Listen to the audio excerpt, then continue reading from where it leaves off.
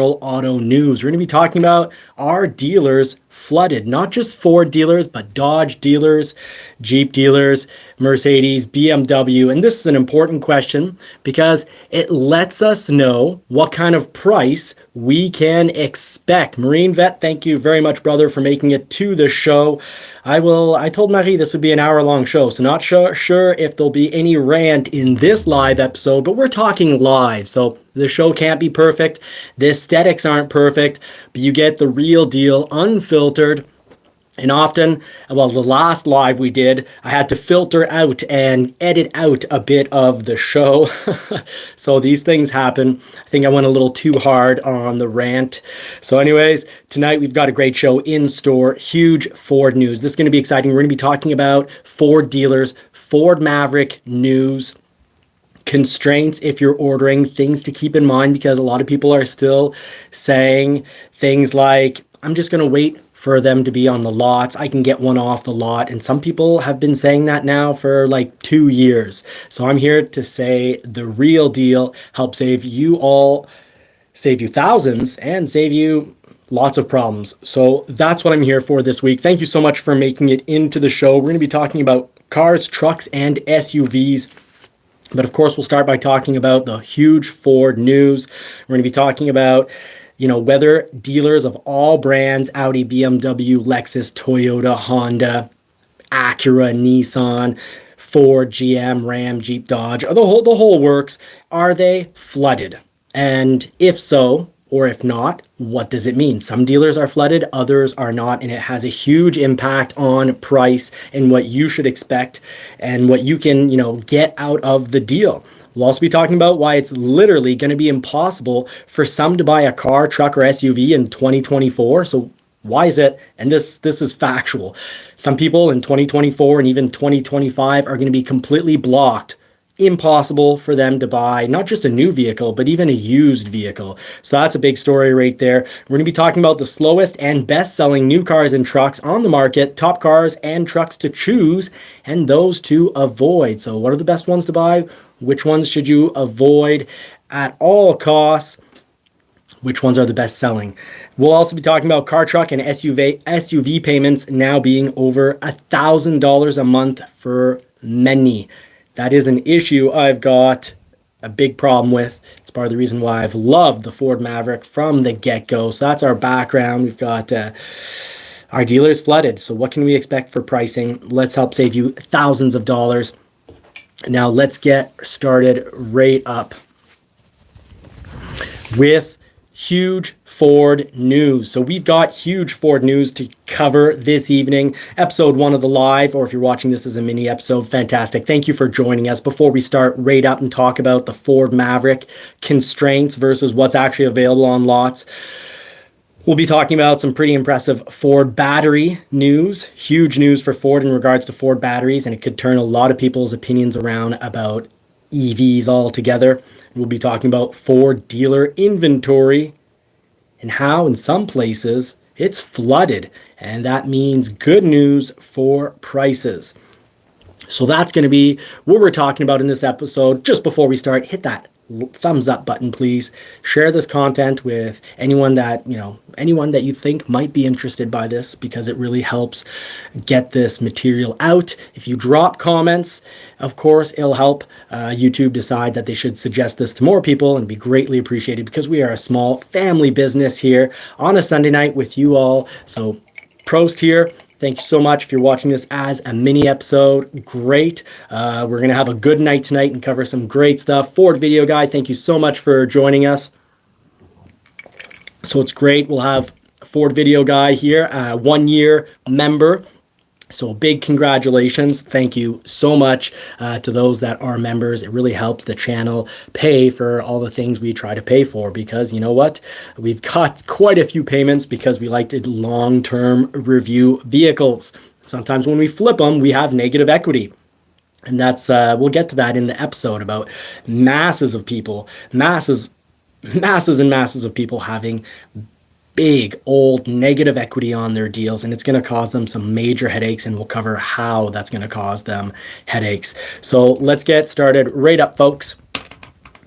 Huge Ford news. Let's talk about the Ford Maverick. Let's talk about the Bronco, and let's talk about battery technology at Ford. Let's start off by talking about the Ford Maverick. So the Ford Maverick still has some constraints. We'll go through that list in a moment, but we've got huge news. I've been hearing for the last, whatever it is, two and a half years, people telling me I'm just going to wait for Mavericks to be available on lots. And finally, that partially makes sense. You're going to start seeing a few EcoBoosts available here and there. Now, Ford isn't yet to the point to be sending these to dealers as stock inventory. So we're not just dropping in stock inventory and being fed. Ford's still trying to fill up orders at all the various dealers. But these are both retail, meaning that they were ordered, built by individuals in a particular manner. But after now EcoBoost waits at my dealer are only roughly 4 or 5 months. But even then, these didn't get picked up. So they've become available. Now, the non-tremor took about a week to sell. It's a luxury package Maverick, all-wheel drive EcoBoost. It's the type of vehicle, if you see available, jump on. But I wouldn't pay over MSRP for them because 5, 6 months, 7 months down the road, more and more dealers will have more and more of the EcoBoost Maverick available. Now, if you're expecting to get a hybrid off a lot, I still would highly recommend find a dealer like Long MacArthur that you can order from, that you can trust in regards to reserving the price, reserving the interest rate with your order. And they will that type of dealer will take care of you. Same here. I never charge, we didn't charge over MSRP for our ordered Mavericks, but the hybrid, I don't expect to have any inventory hybrids available for quite some time. If I do have one available, it's going to go really quickly because it'll go to someone on a waiting list. We currently had these two. We're now down to one. The Tremor's been around for about 3 weeks. And we also have 3 demonstrator or courtesy. They're really courtesy Mavericks that people can drive. So really, we had 5 Mavericks we could potentially sell. Now we have 4. And the reason we can sell our courtesy Mavericks is because we can replace them with Bronco Sports. We finally also have a good inventory in regards to Bronco Sports. Now, we took the Tremor out for a drive this weekend. We brought it home. You see the Bronco Wild Track in the background. That's ours right there. Absolutely loving it. I'm watching the comments go by. Thank you so much for making it to the show, everybody. Really appreciate it. If you can hit that thumbs up button, it'll really help get this information out. JM Genoa, thank you so much for sharing your miles per gallon. 46 miles per gallon in your Maverick. So that must be, of course, a hybrid. Now, right now, I'm getting 15 liters per 100 kilometers in this Tremor, but that's because people have been road testing it. And remember, when you get into a vehicle at a dealer to road test it, don't expect that mileage to be its true mileage. Ford doesn't cheat their mileage. When the vehicle's on a standstill in idle, it's calculating, and you're getting worse miles per gallon from it just sitting there. And most people, when they're checking out a vehicle, do let it idle for a few minutes before taking off, especially in a winter climate. They'll want to de-ice that windshield. So it has a very poor fuel economy rating right now. But in real life, I'm expecting most people to get 9 to 11 liters per 100 kilometers in this. People have an all-wheel drive EcoBoost, please drop your miles per gallon. Or you can always just Google the liters per 100 kilometers, 2 miles per gallon. Google search bar, it'll tell you the answer right there. Baby seat fit into it. I'm going to be having videos coming out on this Tremor. But the baby seat did fit, and I still had 2 inches of space left over in the front seat, despite it looking like there's not a whole lot of space there. So, yeah, it's a tight fit, but we're very pleased, very comfortable, went really well. We're not bothered by the excessive plastic on the inside. Heck, my Porsche 911 1999 and the 2000 both have some plastic inside. Not nearly as much as the Maverick, but there's still plastic in a very expensive, what was once a very expensive vehicle. So I'm not gonna dog on the Maverick for having a good amount of plastic. Now the seat's extremely comfortable. Please, you want to hit that bell notification so you don't miss out on the Maverick content, because we're gonna have 3 to 4 videos coming out on this trimmer in the next 2 to 3 weeks.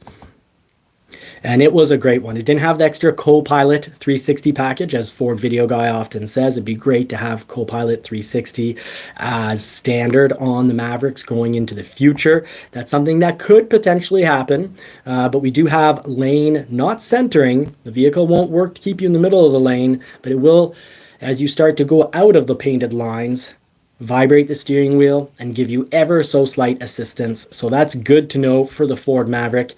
If you feel that's enough technology, as well as the auto high beams and low beams and the automatic front lights, if that's enough, you don't have to go out and buy the added Copilot package to have adaptive cruise control and lane centering, where the vehicle works quite well at keeping you in the middle of the lane. I'm quite impressed with that technology on the Ford F-150 Lightning. You can have it on the Maverick, but the stitching on these tremors is incredible. I'd say I would have been quite happy with an XLT tremor, but this is what I got to try out, and the seats are impressive. They're just as comfortable as the XLT seats. Whether you're getting an XLT tremor, FX4, or just a regular XLT, the seats are the same. It's just the finishing material that changes. Of course, if you're going with an XLT tremor, it's all black. If you're going with the Lariat, it is Activix, which is recycled plastic. Good for the environment, but you see Marie fitting quite comfortably in there. I did wash this vehicle in the middle of winter and ruined my hose because I left it outside and it froze.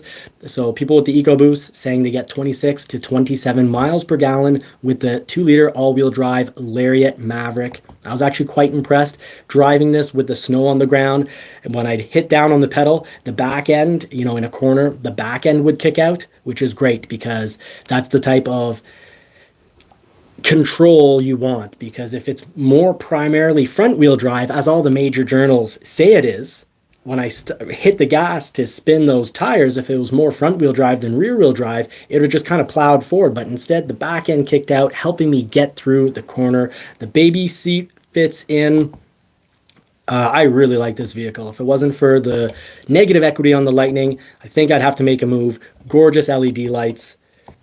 Really quite pleased with the Ford Maverick tremors. And you don't have to get, if your dealer has a non-tremor available, keep in mind these only tow 2,000 pounds, likely due to the better clearance in the front means a different radiator. It's the same radiator as on the Bronco Sport Badlands, and it makes it so that there's no way that we can order this with the capacity to tow 4,000 pounds. So if you want to tow 4,000 pounds, get yourself an FX4. If you find one on the lot, whether it's an XL that you modify up to your taste, because you can always add heated seats, whether it's an XLT without luxury package, so no heated seats, you can add them in aftermarket. Any Maverick is worth getting. In today's economy, with groceries that have gone up by double and triple over the last 1.5, 2 years, we got to search out these deals. Now, we also have 6 available Broncos on the lot currently, and they're not moving nearly as fast as they used to. We've had some for over a month. And this means, with dealers, some Ford dealers are flooded with vehicles. And this means you can get a deal. It means that they're looking for sales. So look for the dealer ready to make a deal. Don't pay over MSRP, because that will get you in a lot of trouble in the future in regards to changing your vehicle. Because guess what? If you bought a vehicle in the last 3 years over MSRP, you're in a near impossible position to change now, because your amount owing, if you paid cash, well, you're just going to lose so much money. And if you financed, your amount owing is going to be quite high compared to what it's worth. And you're going to have what's called negative equity. That's when, let's say you owe this much and it's worth this much. Let's say there's a $15,000 difference between those two amounts, or even 20 if you paid 5 or 10 over MSRP. And now a vehicle on trade-in is worth about 38% less than it was at the peak values. Well, you go to trade that vehicle in and you're getting, just pretty normal. We're back to normal prices for trade-ins. That difference Banks will say no. They won't want to finance that. You'll only be able to trade if you have the difference, the 15,000 or to 25,000 cash to add on to your financing. It'll lower your financed amount so that the bank or the manufacturer will approve it. We'll get into more detail later in the show, but we've got Broncos. Bronco space is great if you get a 4-door. I love the 2-door look is great. I love the idea of the 2.3 liter 4-cylinder 2-door with manual transmission, but you will lose a lot of trunk space. So if you've got kids, if you like to travel with your vehicle, travel long distances to get to your off-roading or your vacation spot, you're going to have a little issue when it comes to that 2-door. The 2-door Bronco still has a lot more space than a 2-door Jeep. The 4-door has more space than the 4-door Jeep, but we're thrilled. We were able to live about over 14 days out of the back of our Bronco, going from hotel to hotel, motel to hotel to resort. We finally figured we needed a resort, and we were able to have all our stuff in there. And I mean, we had a lot of stuff because we're traveling with the 2 dogs, Lily, as well as Winston. So Tim Bartz, Long MacArthur Ford, Ford video guy, makes a great point.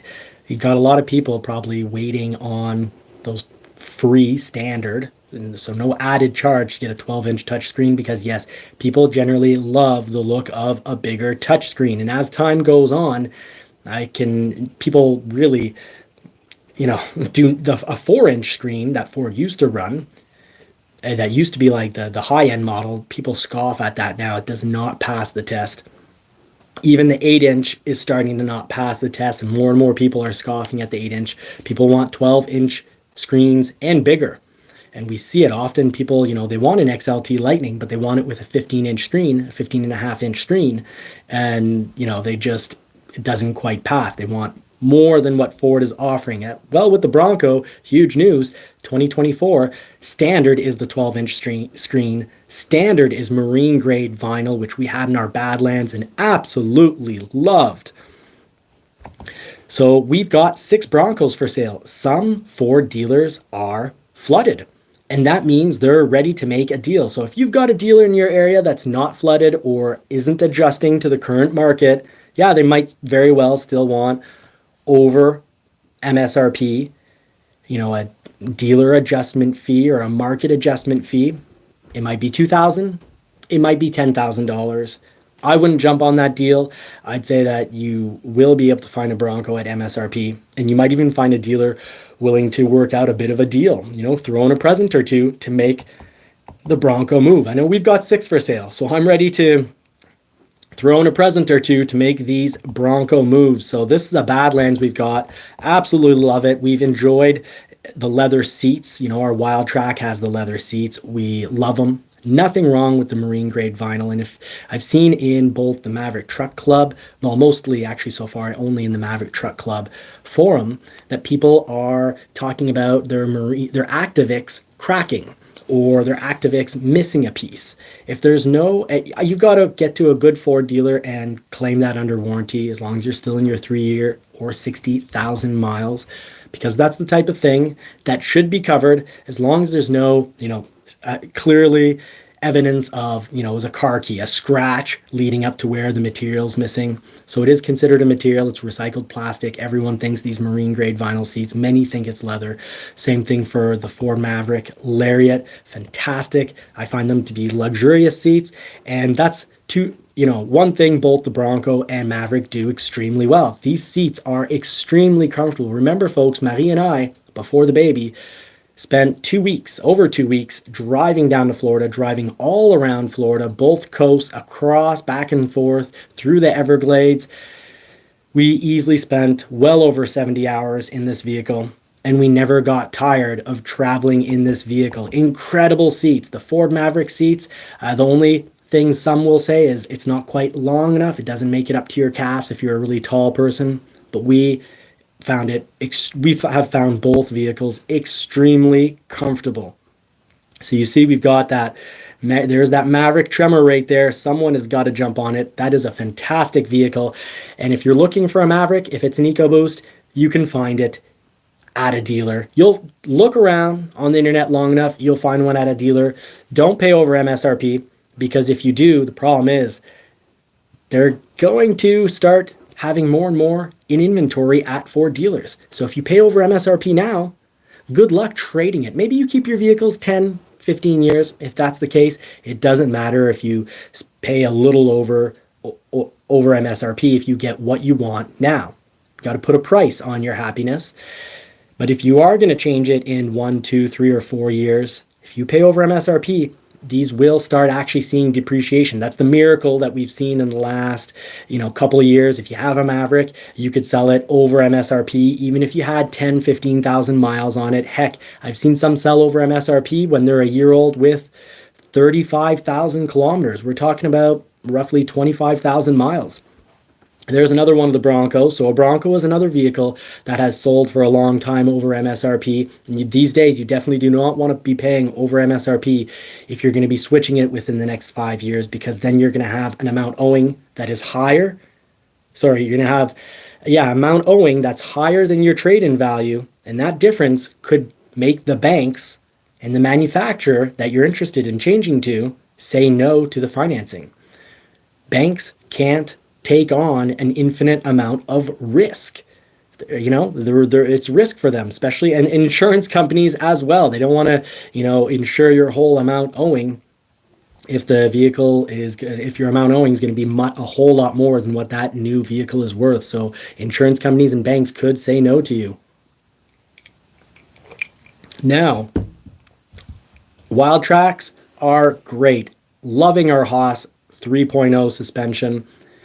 But the Badlands suspension was also fantastic. In a Badlands suspension, you get Sasquatch suspension without the 35-inch tires.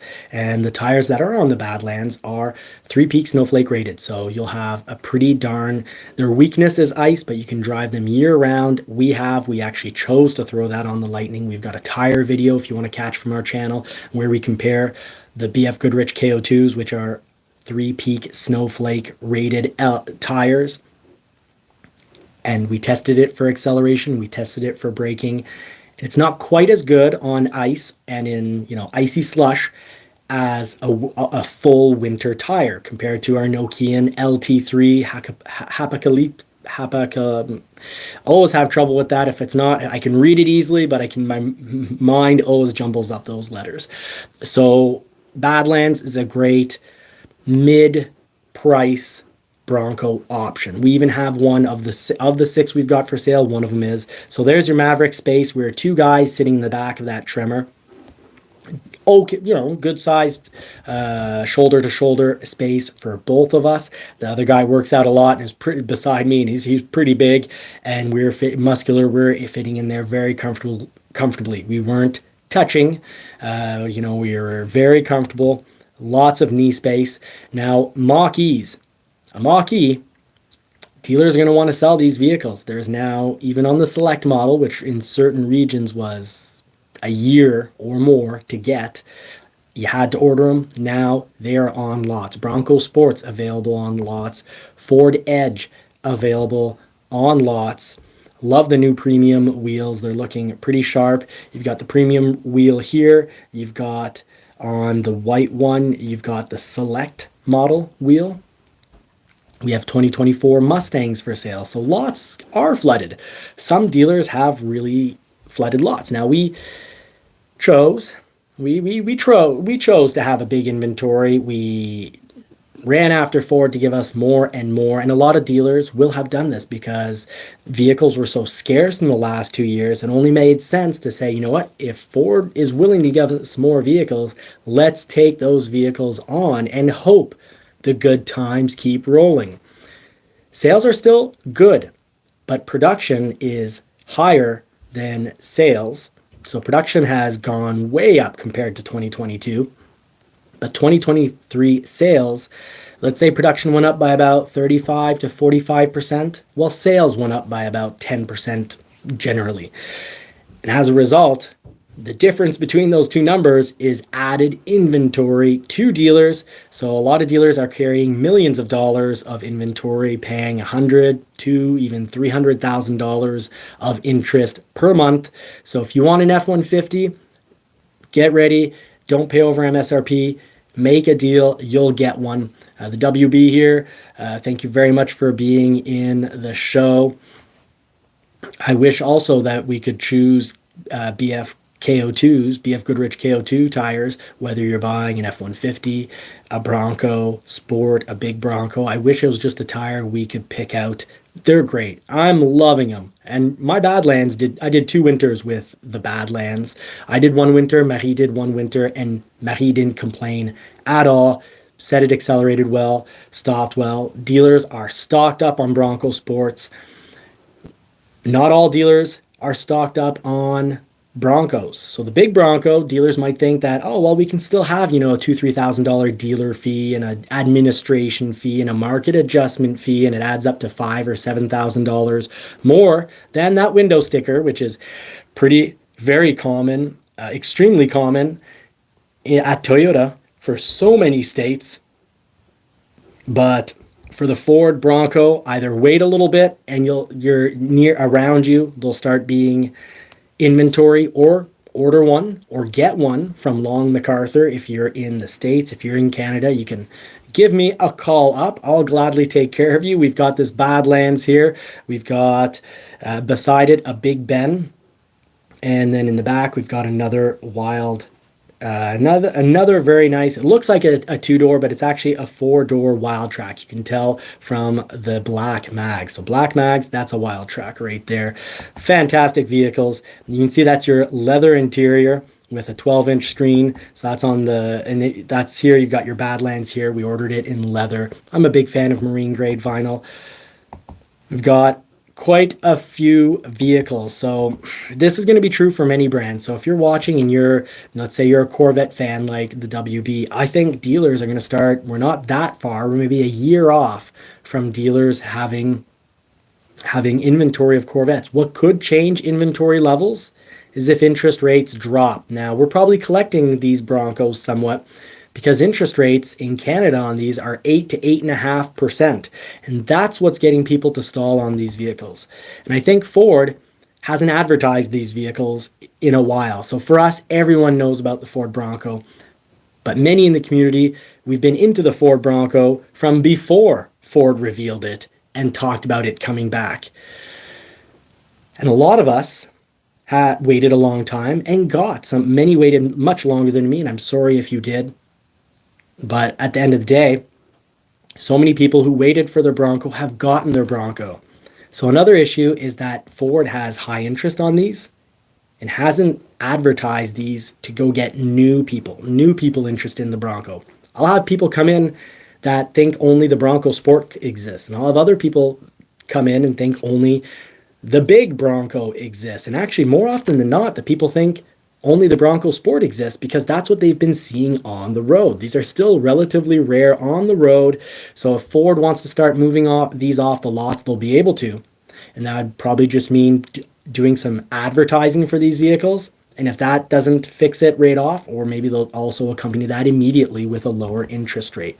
So I'm expecting 2023 Broncos, to either start seeing lower interest or a manufacturer rebate from Ford. There was the Ford Authority article that just went by this week, talking about how the Ford Bronco is now available for the X plan. And I'm sorry if I didn't make it clear enough or say it enough times here on the channel, but my last Wild Track Bronco, I was actually I bought it back in July 2023, and I was able to get a dealer plan for that vehicle. So I did get a dealer plan for that vehicle.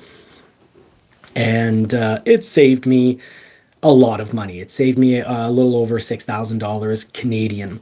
So a dealer plan, Ford's willing to do dealer plans on these.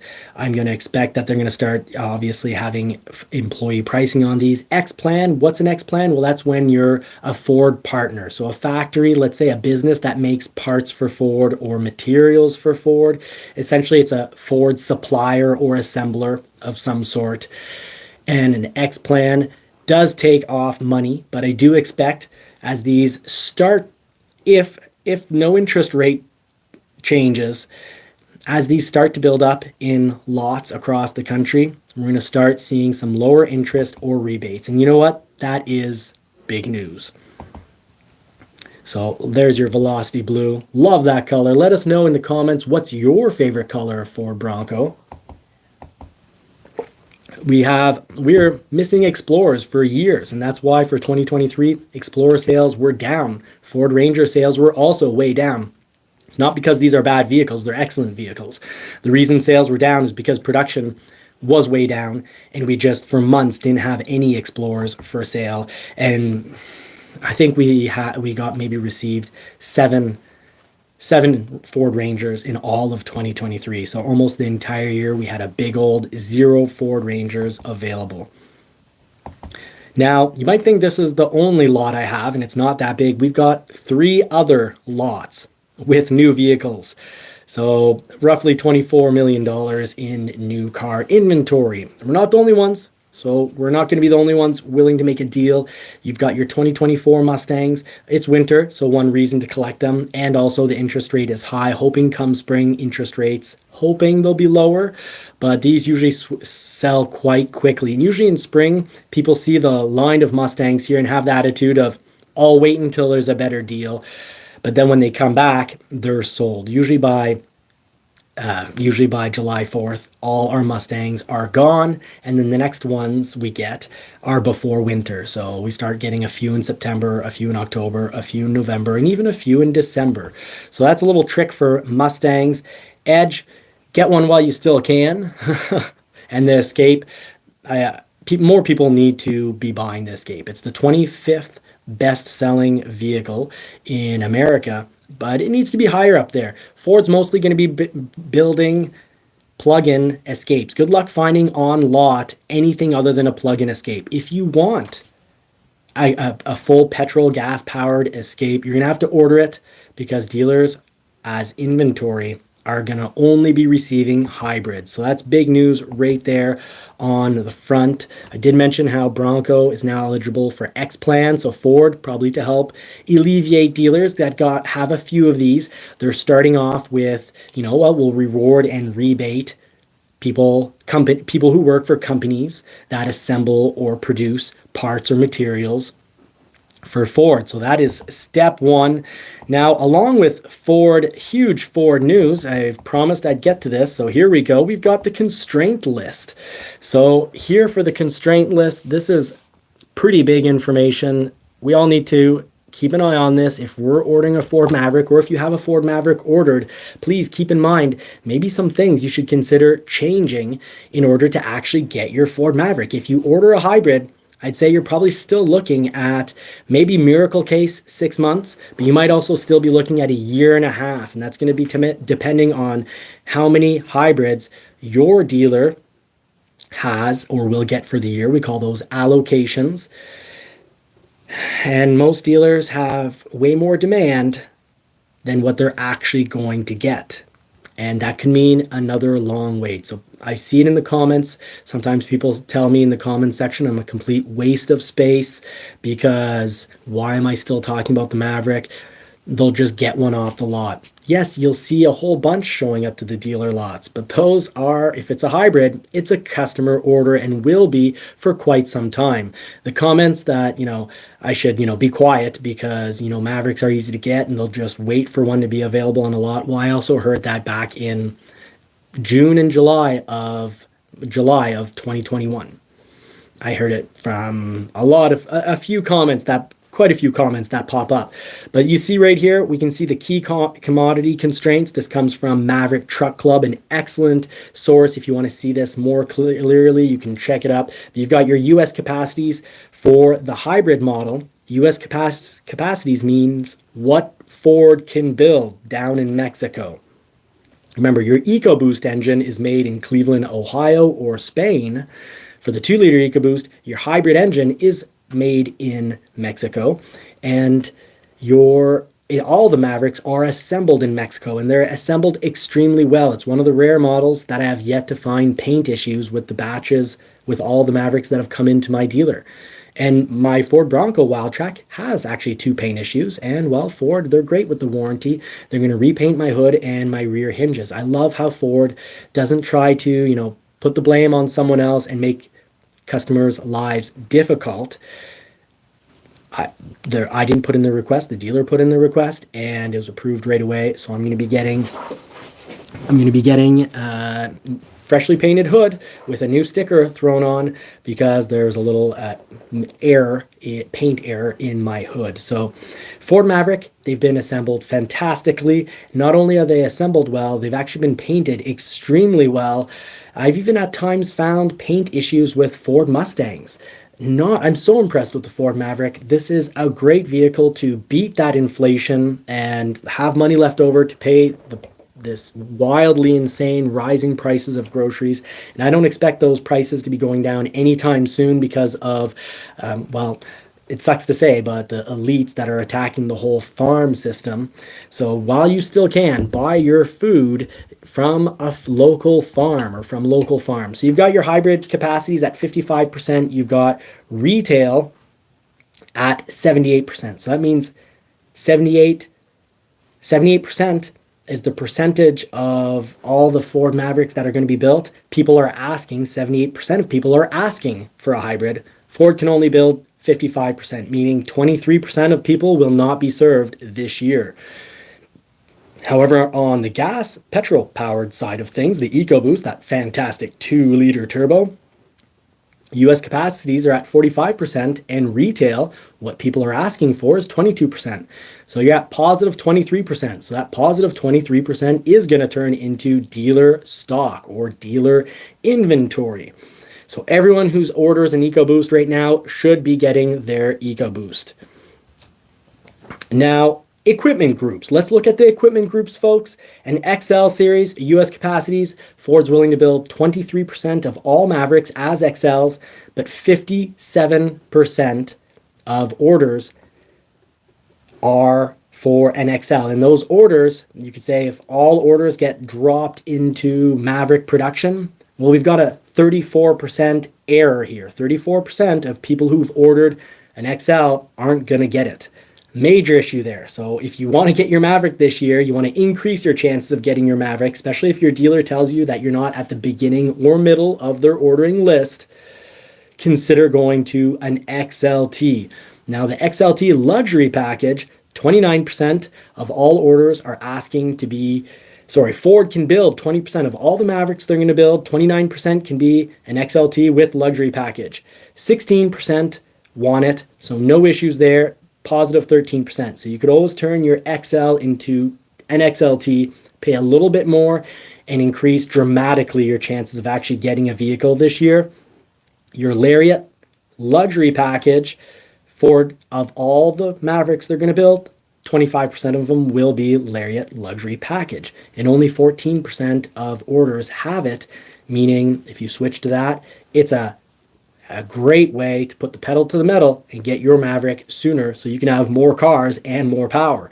Now, your Tremor package, Ford has put aside of all what they're going to build, of all their parts that they're receiving from their suppliers. So Ford goes out to their suppliers, makes contracts, and those contracts, people say, well, why doesn't Ford just adjust this? You know, if only 1% are asking for Tremor, cut down the Tremor package to 1% of capacity. Oh, so the other 9%, whatever that may represent in total vehicles, let's say it's 8,000 vehicles. So you'll have parts for 8,000 Mavericks that are never going to get installed. Are they supposed to just collect them at the factory, at the assembly plant? Maybe build a building and call it a parts museum? No, they can't. They can't collect these like they're at a museum. So when Ford builds contracts with their suppliers in advance so that they can get the parts in on time, built properly, you got to give your suppliers ample time to properly build those parts. You can't ask them the week before and say, hey, build this for me. We're not ordering a pizza here, folks. And because Ford isn't ordering a pizza, when they make a contract for whatever it may be, 10,000 Mavericks, and only 1,000 orders are asking for a Tremor package, Ford still got to build those other percentages. So for those of you who are mad about these constraints not matching what people have ordered, there you go. That's why these contracts get built well in advance. So 1% want a Tremor package. That means you switch over to the Tremor package, you're going to get a Tremor package. If you don't switch over to a Tremor package, well, Ford will build this as dealer inventory. So expect to see Ford Maverick Tremors available at dealers. And after having driven one for the weekend, I say I likey. It is great. It's got the engine is a little noisy, but I like some engine sound. I'd maybe even switch the exhaust. It's fantastic. It drives great in the snow. Stomped on the pedal in the corners with the snow on the ground, and the back end kicked out just a little bit. Just perfect to help me get around my corner a little bit better. So it wasn't overly front wheel drive, because of course when you're an all-wheel drive system, the programmers have to decide, is it going to be primarily front wheel drive or primarily rear wheel drive, and the percentage of how much power goes to the front or back unit. And you know what? When something is when an all-wheel drive is overly front-wheel drive, the downside of that is if you step on it and spin those front tires when you're in a corner, you might be wanting to turn right. Your tires will be turned to the right and the vehicle will go straight. That is the worst setup, and that's why I prefer rear-wheel drives over a front-wheel drive if I have to pick. But of course, an all-wheel drive Tremor is winner all around. Winner, winner, chicken dinner. You'll be quite happy with that. Now, continuing here, we've talked about how the XL series, good luck getting one of those. Ford can only build 23% of all Mavericks as that. 57% of people want it. Consider getting an XLT, switching your order. Now, we get down to the Sport Appearance package or the black package. I think it's fair that Ford assumed more people would ask for this, because the black appearance package is extremely popular, or a sport package is so popular on the F-150. They planned out 11%, 9% of orders are asking for them. So you got a little space left there. Safety pack, the Co-Pilot 360, the added on, because Ford comes with some great safety features. You can check that out in the order guide. 58%, Ford can build 58%, and 46% is what is being asked of by customers. So not an issue there. No issue at all for the driver assistance package. Now, we've got a little issue here. If you slide down here, if you want a bed extender, do not switch to a bed extender. If you've already asked for one, you should be getting it, because what can be built and what's being asked is even. So shouldn't be too many issues there. The load box bed liner, aka the bed tray liner. That's the plastic that drops into the bed. No issues there. Spray and bed liner, also no issues. Modular hard bed liner, no issues. Cleat down, tie down kit, no issues. No issues for now the protective film. Surprisingly, that was a huge issue for a while. No issues for the power sunroof. No issues for the trailer hitch now. It's been a problem in the past, but no issues now for the trailer hitch. Big issue for the front splash guards and the rear splash guards. Folks, take that off your order. Ford is gonna, your Ford dealer will take care of you, or pick them up off Amazon. We have links. We'll try to start putting our links up for Amazon again, but no issues there. So that's what you need to know. Right now, retails order in the system, 23,075 in the system for what's left to be built for 2024 Maverick restrictions summary from Maverick Truck Club. So Maverick Truck Club, thank you so much for sharing that. Now, more huge news we've got to cover right here. We're going to be talking about some big changes to Ford. This is going to be pretty exciting. So let me go pick out we've got it right here. So huge news at Ford. We're talking about the future of Ford and how things are going to dramatically change. Right now, Ford Lightnings are not that hard to find on dealer lots, unless it's an 2023 XLT standard range battery. That can be very, very difficult to find, or a Pro model, very, very difficult to find. If not, well, a Pro model, at least in Canada, impossible to find. Let me know if there's actual available ones in the States. But Jim Farley is saying that the new Lightning, the next generation Lightning, is going to smoke the Cybertruck. It'll be better than the Cybertruck, according to Farley. And that doesn't surprise me, because there's a lot of battery intel coming from Ford. Ford is working with Volkswagen as a partner to get way more advanced when it comes to battery technology. Now, you've got some major changes that are getting talked about, and we'll go check that out over here at Ford Authority. So over at Ford Authority, we've got it right here. It's not too far off. So over on Ford Authority, we've got Ford partner VW achieves breakthrough on next-gen EV battery. So you want to read this by Brett Foote. It's an excellent article, and it's talking about new batteries that are it's a battery that's been tested and over a long period of time. So they've tested it for 1,000 hours, which is the equivalent of 300,000 miles, because it's 1,000 hours of very rigorous testing. And over this 1,000 hours of testing worth 300,000 miles of real world driving, that's what they say it's, compared to or equivalent to, the battery only lost 95% of its capacity. So that we're talking about the battery's total autonomy. We're talking about charge times, just general battery health. The battery, you could say, lost 5% of its health. And that's a huge difference to what we have in regards to lithium ion batteries. You look at, there is a Tesla owner who's made 1.2 million miles in his Tesla, but he's gone through 14 engines, if I recall correctly, and 5 or 6 batteries. So he's had to do his batteries. I did the math. I remember it was just ever so slightly over every 250,000 miles he needed a new battery. We all know lithium ion batteries can cost a fortune. A Lightning battery, for example, the battery and the time to replace that battery can look like, if I recall correctly, watching a video from our 6'5" Texan, he was talking about, I think, $40,000 for the extended range battery.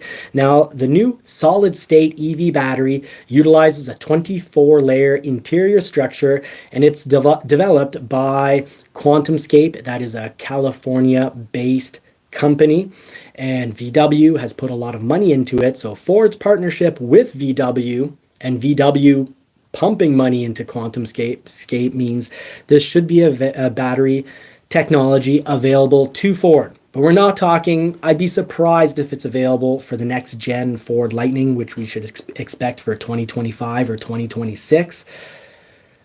I would expect it maybe more around, we're maybe 5 years off, but who knows? Maybe we'll get a nice surprise and it will be available in 3 years. I'd say the next battery technology, though, that we're going to see isn't this one. The next battery technology is going to be lithium iron phosphate, where its benefits, if you compare it in size, an equally sized lithium ion battery will last longer, more range. So for equal size, lithium iron phosphate doesn't have as much range, but you can fully charge it from 0% all the way to 100%. So much faster charge times. And really, if we get charge times to be fast enough, then we can actually deal with smaller batteries that we just charge more often on the fast chargers, especially if those fast chargers don't deteriorate and affect the long-term durability of the batteries, which is an issue with lithium ion. Current battery technology doesn't like to be fast charged on a regular basis. So that is a good looking Volkswagen van. I'd like to see an all-electric Volkswagen van. Mind you, a lot of people buy these have historically bought these Volkswagen vans to do some traveling in. And with traveling, either range will need to go way up, and that will increase electric sales across all make and manufacturers, or much faster charge times. Now, already what's interesting with the lithium iron phosphate battery that Ford will be coming out with their next battery technology is that it's removing those precious minerals that are, in limited supply, require a lot of energy and pollution to produce. Well, it's going to be nice to see Ford getting those out of the battery technology. So that's your huge Ford news right here this evening. We're going to go on to news from other brands because, well, we don't just cover Ford. So let's move right into the next topic. Now, the next topic, we're going to be talking about dealers. And, well, are they really flooded with new trucks that they can't sell? So let's go check that out right here, right now. So are dealers flooded with trucks? Well, yes and no. Some dealers absolutely are flooded with trucks, but not the popular models. So don't expect to see Ford Mavericks, for example, on lots and completely flooded. This isn't the type of vehicle you're going to see flooding lots for quite some time.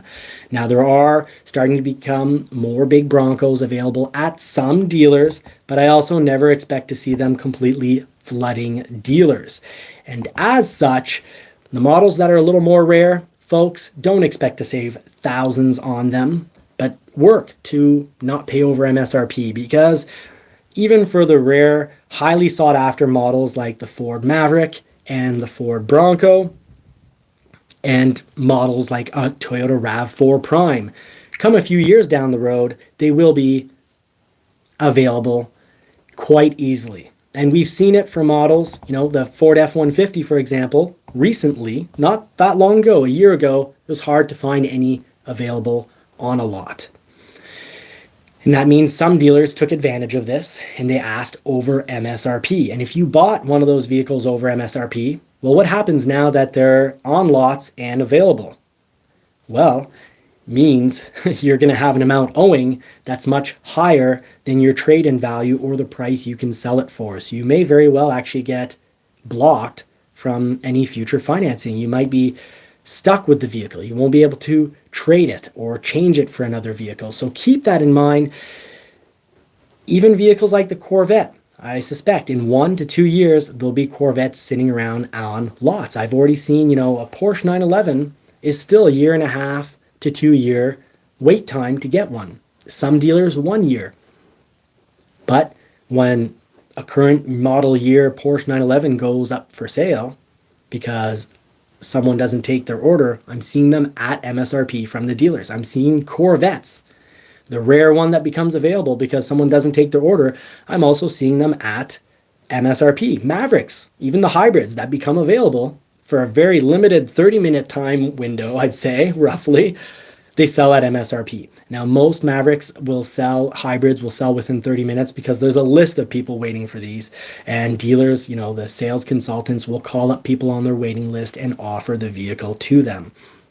So I still wouldn't expect to get a Maverick hybrid off a lot for quite some time, but I wouldn't pay over MSRP for one unless you plan on keeping it over 8 years. In which case, if you pay $2,000, $3,000, $4,000 over MSRP for one now and you're getting what you want, go for it. But if you're going to be switching it in 2, 3, or 4 years or 5 years, it's going to cause you a major headache trying to switch it, because whether you're looking at Ford, whether you're looking at GM, Ram, Audi, BMW, Lexus, Acura, wherever you're looking, vehicles aren't rare anymore, folks. The only place that vehicles are rare are Toyota and somewhat Honda. And while Toyota is, it looks like they're some of their best production numbers ever. They're having, 2023 was, a top production year for them, a record production year for them. But in North America, good luck finding Toyota dealers filled with vehicles. They sent that extra production to areas where just coincidentally they make more money. So I'd still be very careful, and I would not buy a Toyota over MSRP, because when those Toyotas do finally make it into the yards, Toyota can't shortchange and bring not enough vehicles to North American dealers forever. The dealers are going to get fed up. They're already, I'm sure, complaining. And when inventory does go up, just like we saw with the F-150, a lot of dealers were asking over MSRP and selling for F-150s, not us, but many. And once the dealers have those F-150s in the lot, at first, smart dealers go right down to MSRP. And really already you can get this month, you can get $5,000 off an F-150. So imagine someone that a year ago paid $10,000 over MSRP for their Ford F-150. And now Ford has a manufacturer rebate of $5,000. Right there's a $15,000 difference. And over a year, because the used vehicle, no matter who's selling, whether you're selling it or the dealer is selling that your used F-150, they have to compete with new vehicle prices that have a much better interest rate than the used vehicles. So you're going to end up with the dealer, if you sell it yourself, you might have $25,000 of negative equity, and if you trade it in, you might well end up having $29,000 of negative equity or $30,000 of negative equity. And that's going to be a major issue trying to get, well, it's going to block you. There's no way a bank or a manufacturer is going to want to refinance $25,000 or $30,000 of negative equity. So that's a big issue. All makes and models, other than manufacturers such as Toyota that are coincidentally artificially keeping their yards dry. Yes, we are flooded. We're all flooded. We've got vehicles up to here. Some of us we're underwater. Some of us are losing money on our monthly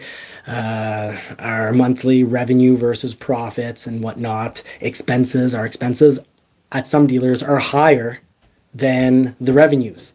And they're losing money because they've got so much inventory that they're paying interest on. And this means you can make a deal. It means you definitely should not pay over MSRP, and it means the chances that you can get a good deal on a vehicle from any manufacturer is extremely high. So please, folks, listen to that right there, because it'll help save you thousands of dollars.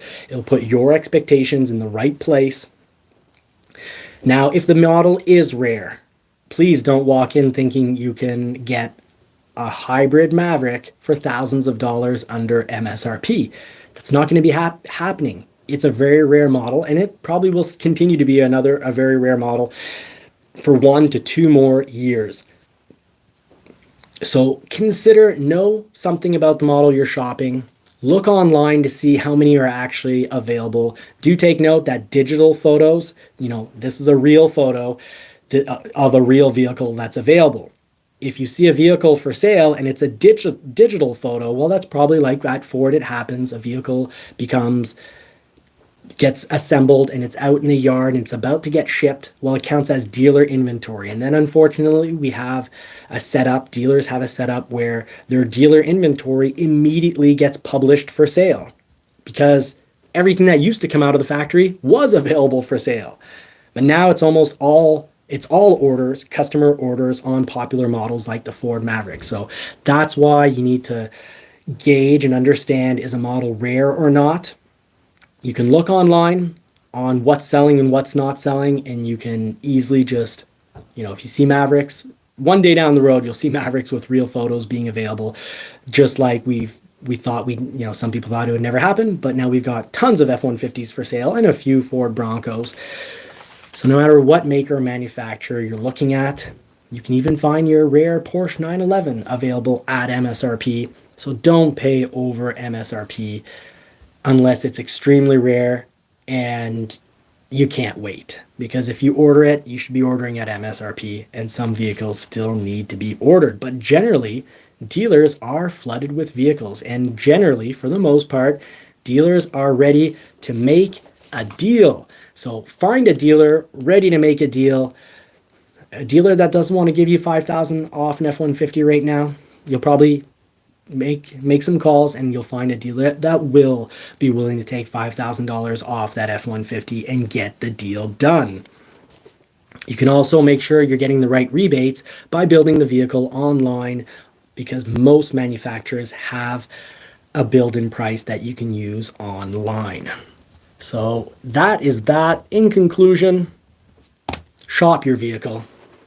Find a dealer that's willing to give you good, fair, honest business, and work out a deal with them, because for almost all models, they're going to be happy to have you as a customer and happy to work out a deal. Now we're going to be moving right into episode 3, and we're going to be talking about why it's literally going to be impossible for some to switch. So we've already talked a bit about this. This will be a quick little episode that we're going to cover here. Won't take long at all. So sorry, folks, just getting the notes here ordered. organized. All right. We are going into episode, not even sure, I've lost count, not sure how I'm going to break this up, but let's talk about it. This is a big topic. Let's talk about why it's going to be literally impossible for some to buy a car, truck, or SUV in 2024 and even 2025. Some people are going to need 3 years to get out of this major issue. So please follow along to find out how to not get yourself in some major deep water now. And hopefully you didn't get yourself into some major deep water earlier. And if you did, well, watch this episode so you don't get fooled by a dealer that hides your negative equity. Because if you bought a car, truck, or SUV in the last 2 to 3 years, you very well, whether you saw it or not, whether you noticed it or not, sometimes you can hide added fees, especially if it's a lease. A lease you don't see in your contract unless you really go, you take out the calculator and calculate it out. It's almost impossible to find out that you've overpaid for a vehicle. And so many people in the last 3 years have overpaid for a vehicle, a car, truck, or SUV. So I'm begging you, please, praying that people these days don't pay over MSRP for a vehicle, because you're going to get yourself in trouble. You might think this is the last one. We're going to keep this one for 10 to 15 years. I can tell you most buyers say they're going to keep this one, the current one they're shopping. Oh, I'm going to keep this one. I love it. I'm going to keep it for a really long time, and are back 2-3 years later wanting to switch. And if you bought in the last 2-3 years, you probably paid over MSRP. Very hard to tell if you didn't, but do always ask for a purchase offer or a lease offer, because on the lease offer and the purchase offer, the final contracts on a lease, you don't see it go by the over MSRP, but on a lease offer or a purchase offer, you're going to see it. You're going to see if they're adding $4,000 or $5,000 in whatever it may be, market adjustment fee, dealer fee, administration fee, document fee, whatever they're calling it. Folks, don't pay over MSRP, because when you want to switch that vehicle, let's talk about people that bought a vehicle 2 years ago for $15,000 over MSRP. And now let's say it was, whether it was a Ram truck, whether it was a Jeep, a Bronco, a Ford F-150, let's say it was a Ram, then you're in big trouble. Let's say you paid $10,000 over MSRP for a Ram, and now let's say Ram has a $10,000 manufacturer rebate, and Ram has a lot of Ram 1500s for sale. We can see it.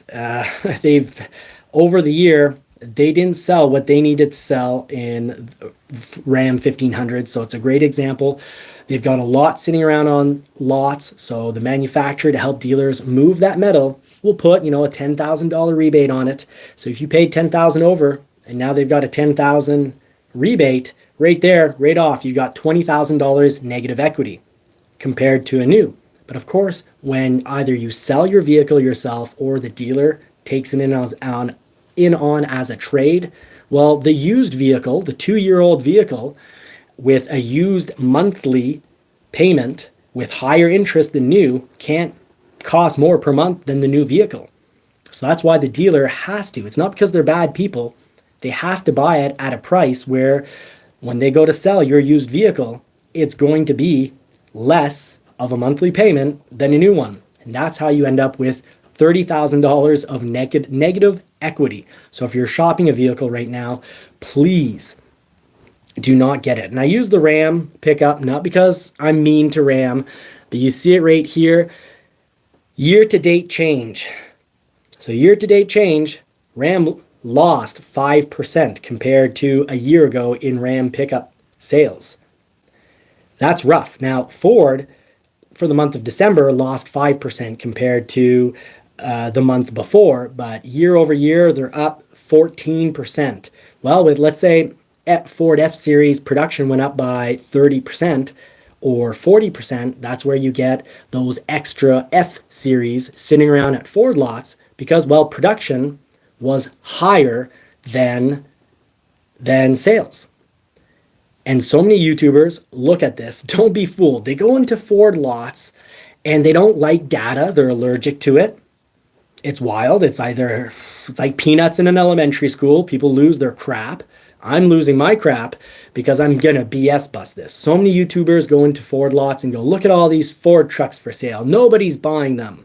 Ha! And they get their, 200,000 to 1 million views. So they get their $2,000 to $20,000. And they don't care that they just very inaccurately, they didn't go in depth enough to actually look. They just looked at the surface.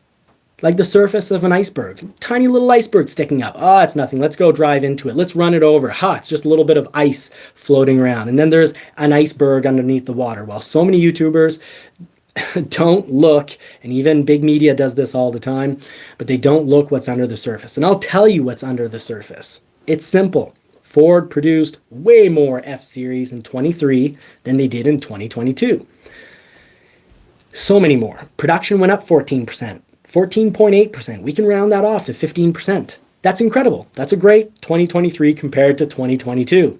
But because production was much higher than an additional 15% from 22, at 15%, there'd be essentially no F-Series left available on lots right now. But they must have increased production by, let's say, 40%. And that difference between 15 and 40 becomes inventory on lots. So it drives me crazy when these big YouTubers making tons of money get away fooling people with comments like Ford can't sell trucks, Ram can't sell trucks, Jeep can't sell trucks, GMC can't sell trucks, Silverados aren't selling, blah, blah, blah. They're just picking on the nerve that we're all frustrated that groceries and the cost of living have gone up significantly. Groceries are the worst. We're looking at 2 to 3 times more than what we were paying 2 years ago. It's ridiculous. The government continues to print off money when that is the main source of inflation, because our spending as consumers, we're cutting it back. And they're not cutting back the printing off of money. Just when things start to maybe be getting better, they're just going to start printing it out again and sending money all over when we have so many poor people, homeless vets, homeless people in general.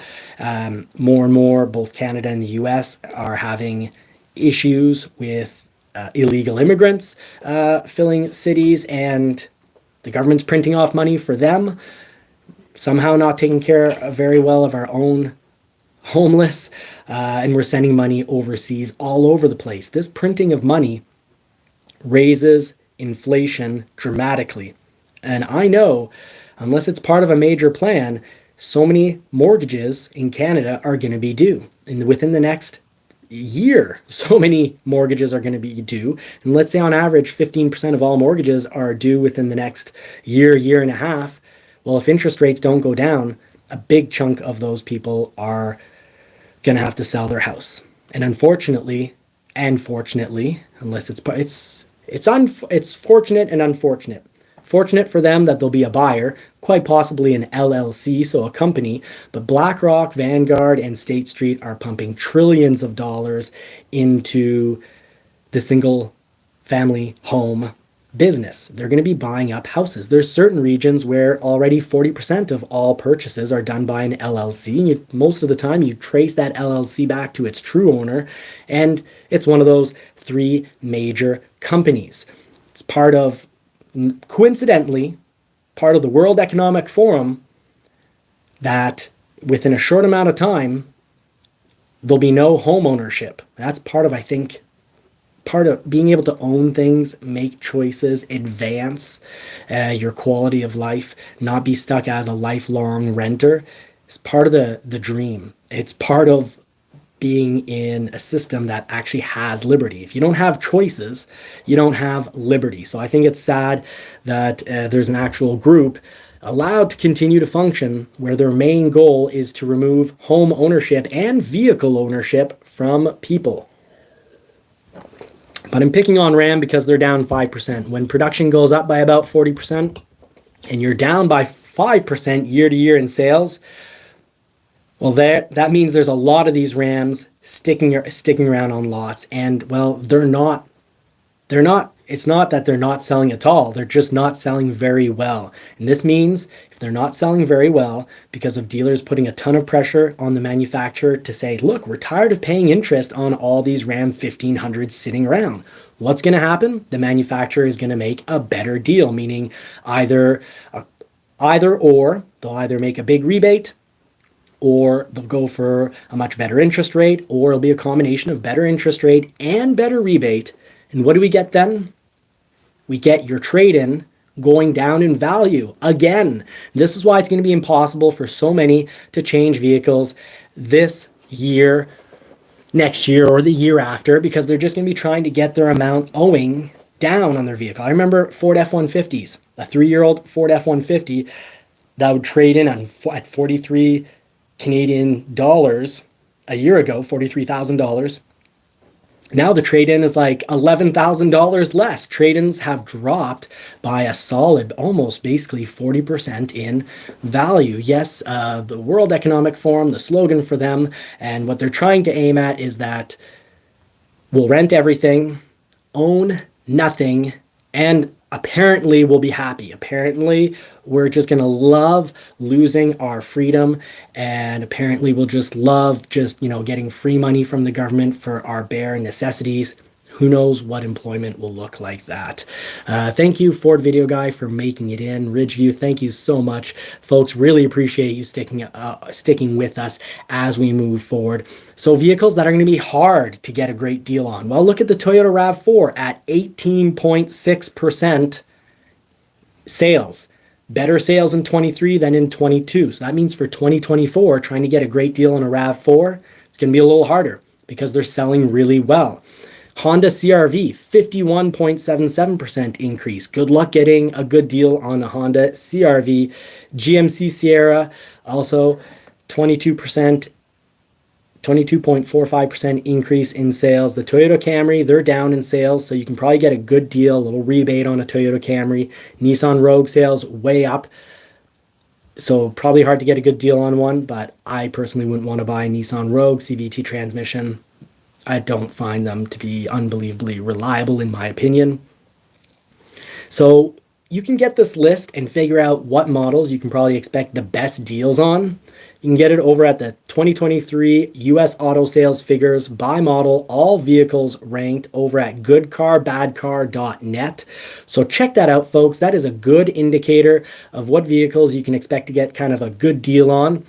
However, there's some little tricky ones like the Ford Explorer here, down 10% from 22 to 23. You can think, hey, that means I should be able to get a great deal on a 2024. It was actually down because production was down throughout 2023. As a dealer, we almost never had any Explorers available. Now we finally have Explorers available. Ford doesn't have to make a huge discount on them to get one. Toyota Highlander, same thing, very hard to find in 2023. So it's down 23% in sales. Not because the Ford Explorer or Toyota Highlander are bad vehicles. They're fantastic vehicles. Both hold their value quite well over a long period of time. But those sales numbers are way down because production never came back up on those models. Now the Jeep Wrangler production really came up over the course of a year, and they're still down 14.29%. So do not buy a Jeep Wrangler unless it is a crazy good deal, because those are just sitting around collecting dirt and dust on lots. So you need to get a great deal on that model because you need to think about trade-in value 2 to 3 years down the road. Ford Bronco Sport up 28%. So that's a really nice increase, but there's so many available that you can easily get one of these at MSRP, and Ford is going to put a special rebate on it from month to month. Either you'll see a nice rebate or maybe no rebate, but a really low interest rate. So that covers that list right there. We can always get into more details about model by model if there's some serious interest shown towards that in the comments section.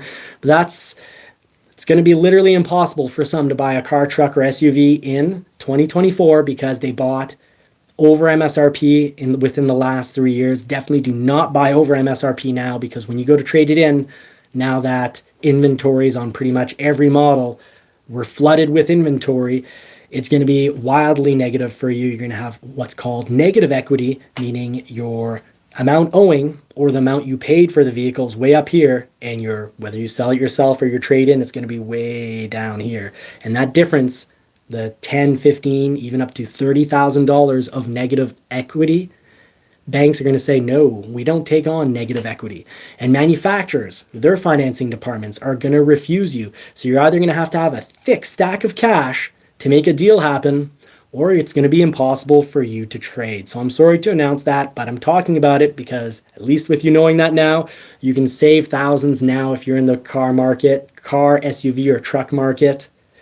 Whether it's Ford, Dodge, GM, Ram, one of the European brands, Audi, Mercedes, BMW, one of the Japanese brands, really like Toyota, Subaru, Kia, Hyundai, whatever you're looking at, Korean, whatever you're looking at, keep that in mind. That's really must-know information, folks, to save you thousands of dollars. Now, I'm Johnny from Johnny's Car Care and Reviews, and please, I'd love it if you could hit that thumbs up button, share this information with people that need to know it, and please hit the bell notification so you don't miss out. And when you do all that, you help feed and dress a poodle and the new daughter, because it turns out babies are expensive. It is wild. So please help this small family business out. Now, if you're watching this as a mini episode, click here or here for another episode or playlist, because that will really help get this information and channel out to more people, because we do work really hard to keep everyone informed on the must-know information. Now let's talk about Slowest and best selling cars on the market, and that means cars, trucks, SUVs. We're covering it all here. Top cars and trucks to choose and those to avoid. Let's start with those to avoid. So the 10 vehicles I would absolutely avoid, because they are the slowest selling vehicles. Now, this is from the NASDAQ.com article titled 10 Slowest Selling New Cars in 2023 that could be the biggest bargains of 2024. I'd say watch out. If it's selling really slowly and you buy it, there's usually a reason for why it's selling too slow. Either often the model's not reliable, or the model depreciates horrifically, often due to the fact that they're known to be unreliable, bad reputation, disliked style, whatever the reason may be. You got to watch out, because if you want to trade this in 2-3 years, 4 or 5 years, you might be horribly disappointed. I've seen some Land Rovers and Jaguars over, 3 years lose half their value. So when you go to trade it in after 3 years, if you've lost $50,000 on the price you paid, or you financed it and you have negative equity, meaning the vehicle's worth so much less than your amount owing, you could be stuck with that vehicle. And a lot of these vehicles you're going to be stuck with are known to be problematic. Now, this one is beautiful. Pros to everyone. Cheers. I hope you're having a wonderful week, and I hope this entertains you and gives you the information you need to have to save thousands of dollars. I'm Johnny from Johnny's Car Care and Reviews, and would love it. Help our small family business out with a thumbs up, the like button, subscribe, and hit that bell notification to not miss out on any of the content here. Alfa Romeo, all Alfa Romeos. I'm sorry, I think they're all beautiful. They're gorgeous vehicles, and they're, in the sports cars, they're some of the best handling and funnest vehicles to drive. They're baby Ferraris. The Alfa Romeo 4C or the 8C, incredible vehicles. I haven't driven them in real life, but I have in the simulator, and I can say that in the simulator, they are incredible, and they've got some of the best styling. Jeremy Clarkson, I believe, is one that says you're not really a full-fledged, car guy until you've owned one of these. I don't know if I agree with that, but I can definitely say that they're worth driving. Owning is an issue, because the Alfa Romeo, all of them depreciate horribly, and they're slow selling because people are afraid of reliability, and they're afraid of resale. Resale's bad. Reliability is not famous in the good way, like a Toyota Highlander, for example. Jeep Cherokee. So why are these stacking up on lots? Well, the story is pretty simple there. Traditionally, Jeep, Ram, Dodge has drawn in people who are looking for a bargain. They've always had. I've been in the business for over a decade now, and I've been shopping vehicles, switching them, twice, 3 times a year, often owning up to 7 vehicles at a time, switching them back and forth, switching them all each within 1 year. I love vehicles. This is my passion. It is a tough drug to kick, and I don't want to kick it, But the Jeep Cherokee, I can tell you for years people bought because of huge rebates. They drew in that shopper that was shopping for rebates. They also drew in the shopper that wants a whole lot of sound, a whole lot of motor, and a whole lot of power for not a whole lot of money. So what happens when those are your people? Well, Jeep has gone ahead and ignored its people, ignored why people were buying Jeeps. And, in one instance, they're pushing Wrangler 4XEs on everyone. In certain states, that's all you can get is the 4-cylinder electric plug-in Wrangler. There's a big issue. So all the people that wanted more power for less dollars, you're not making them happy. And they increased the price dramatically over 2 years, and they're not coming down fast enough in price. So sales are going poorly for the Jeep Cherokee. Same thing is true. Sales have gone down on the Ram 1500 as well, because traditionally people expected huge $10,000 to $15,000 rebates on that model, and when you increase your price dramatically and don't have an insanely huge rebate, those vehicles aren't gonna move. And if you buy one now and you're not getting a huge rebate on it, expect huge depreciation. So I think that's why people are staying away from them. GMC Terrain, it's averaging 102 days in inventory to sell, so it's a little high. Now, Car and Driver was lukewarm in what they had to say about the Terrain. But, they also went on to say, as a consumer, you can expect to get a good deal on one. So I'd say don't buy unless you can get a good deal on one. So there's your GMC Terrain, a vehicle to avoid. You've got your BMW X2, also 105 days in inventory. That is a vehicle that reliability and resale value are going to be two that aren't the greatest. So you might be disappointed there. Now, the NASDAQ.com is saying, hey, look at these vehicles because you can get a great bargain on one.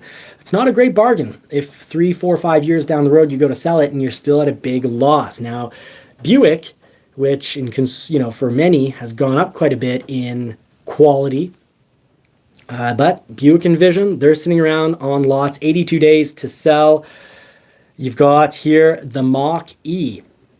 Beautiful photo of the GT. What a great looking car. I think physically it looks great. I enjoy driving them a lot. Do expect the suspension to be, it's called a Mustang, Mach-E. While it's Mustang heritage, the suspension is a little stiff, but it handles great. It accelerates really, really well. It is a complete blast to drive. I'm not seeing major reliability issues with these, but reception for 2023 and now the early 2024 has been a little more lukewarm towards all electric vehicles. I think that's what's going on with this vehicle. I think Ford started producing a ton of these because there is incredible demand for this vehicle in 2022 and 2023. But as more manufacturers come out, Kia, Hyundai, for example, Toyota, as more manufacturers come out with good or excellent EVs, electric vehicles, or plug-in hybrids, demand on this is going down. I know I ordered a lot of these for people, and when after a year of people waiting around for these, I hear quite often, well, I bought another electric vehicle in the meantime because I was able to get my hands on one. So I think that's why these are taking a little longer to sell, because production is just really, really high and demand is lower than production. So they build up on lots and they're taking 108 days to sell.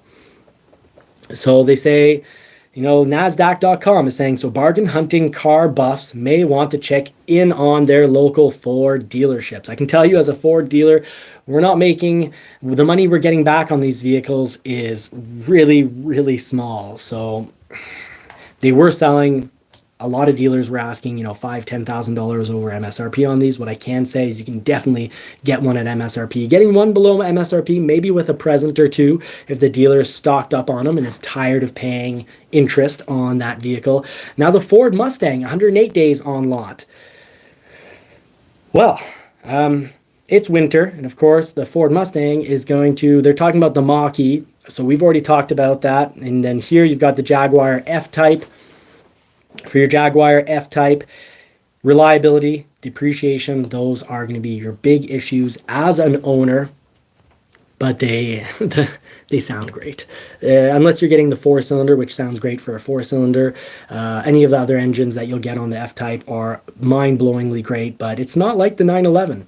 You buy a 911 and you're going to lose very little value over 5 years. You're going to lose, depending whether it's a cabriolet or a hardtop, you're going to lose 8 to 22% value over 5 years. That makes a 911 really inexpensive to own. This is going to be really expensive to own if you go to switch it in 5 years, because it'll probably have lost over 50% of its value. And you can hope that everything gets fixed under warranty. If you love the looks of this like I do, if you love the sounds of the 5-liter on this, as I do, get an extended warranty with it. That's my big tip of the night. And you've got the Audi A4 here. Audi A4. Audis are just expensive to own and maintain. They're not the most expensive. BMW as a brand is more expensive to own and maintain, but they will depreciate. But really all cars depreciate because right now it's SUVs and trucks that are extremely popular. This is one I wouldn't necessarily say avoid at all costs, because the depreciation will be reasonable and the price to maintain for the European brand is going to be reasonable. If you can swing a Porsche 911, of course, that's a 2-door, so it's a different story, much better in regards to depreciation and reliability. And I'm going to say all Land Rovers, but here they're talking about the Discovery Sport. Yes, it's going to lose a lot of money. It very well might break, and it's going to be expensive to keep on the road. So I would not suggest this. Now the Miata, it's collecting on lots. This is a bargain because this is an extremely reliable vehicle. If you like the styling, the little happy fish, you got a little happy fish back there. Look how happy that little fishy is. If you like that styling, I can get past it because you're going to have a blast driving this vehicle. It's going to be extremely reliable, extremely inexpensive, comparatively speaking, for maintenance. This is a great vehicle, folks. Don't say no. It is a 2-seater. It's going to be cramped, but it's a fantastic vehicle. Now, that covers the vehicles I would avoid. So please, folks, avoid those vehicles. But now let's cover the vehicles that I would definitely buy. These are the best-selling vehicles, and that means resale. They're best-selling generally for a reason. Now, you can't assume something's true because the majority, believes in it. That would be a logical fallacy. But it's definitely worth considering because often the majority is sniffing out something. And here I think they're sniffing out some good, reliable vehicles. So these are the 25 best-selling cars, trucks, and SUVs for 2023. So let's start that right up. So this is covered by Car and Driver. We're going to go through this list, and I'm going to give you a little commentary on them. I'm Johnny from Johnny's Car Care and Reviews. Before we cover this whole list, how many they sold, what's good and bad about them, please hit the thumbs up button. Share this material with as many people as possible. And please help this family business out. Don't miss out. Hit the bell notification when you subscribe. You're helping to feed and dress those poodles. And the young daughter, now almost 2 months old. So we've got a nice little family going on here, and this is a small family business. Thank you so much for everyone that's made it to the live. If you're watching this as a mini episode, please drop a comment what you think about each of these models. Now, in 25th position, you've got the Ford Escape, almost 141,000 units sold. I think the plug-in should be much more popular than it is. It's very reliable. Yes, it's front-wheel drive only, but for most people, you're going to get to work and back in all electric mode. And if not, if you've got 60, 70 miles to get to work or more, let it, there is a button to force it to be all electric, but let it run as a very extremely efficient high miles per gallon hybrid, and you'll be impressed. This is a fantastic vehicle, and we're loving them here. We've got the Subaru Forester with 152,000, 560,000 sold. Any Subaru that doesn't have a turbo in it generally doesn't worry me. Subarus that do have a turbo in them do worry me, especially if you get in your vehicle, start it right up, drive really quickly. But these are loved in the Maine and New Hampshire area, and the Subaru Forester has traditionally been a great vehicle. It's not one of the models that comes with a turboed engine that is, over boosted. and likely to blow. The Mazda CX-5, yes, it is a very good vehicle, 153,800 units sold, good reliability, good looks, great interiors. Mazda's doing the interior game really well. You've got the Jeep Wrangler with 156,581 units sold. Now in certain states, you'll only be able to get a plug-in, and that's going to drive some people wild. But you can also, very expensive, very rare, but you've got a 392 version, and that has, well, a 392 V8, and it's got an amazing sound, and it is a power pig. Most people poo-poo on the 4-cylinder 4xe plug-in version. I think it's got a ton of torque, and it's definitely worth considering because you can get great fuel economy with a ton of torque and fantastic top options. Like this top right here, it's both metal on the sides for appearance, but then you've got a button, and that rag top, cloth top is going to pull back electronically. That's a really nice option. Now, of course, the front axle is solid, meaning at high speeds and really all speeds, you're going to get a lot more shake, and you're going to feel that through the steering wheel. So you're going to be more involved with driving this vehicle. Subaru Crosstrek, 159,193 units sold. Very popular model. Subaru fans are extremely loyal, and there must be something to that. Now, most of the people that I've known that have had a Subaru WRX STI, you know, the turboed model, a lot of them have had, that I know, have had, pretty much all of them that I've known, except for one, have had engine issues. But in the non-turboed models, or if you're a respectful driver and you don't, turn the key and start pounding on it, they'll be reliable. And that's part of the reason why Subarus are off, on this list several times. You've got the Outback here at 161,814 units sold. You've got the Toyota Highlander, no surprises there. Great resale value, great reliability. Not the most exciting interiors. Toyota, generally, I know them as really reliable. Generally, there's always exceptions. Everyone has their problems. Every model has a few that, go into the bad luck bin, but generally really reliable and a little boring, to sometimes extremely boring. Ford Explorer, 186,799 units sold. And that's surprising because Ford dealers did not have nearly enough of these. Often, many months, we went months without having any on the lot.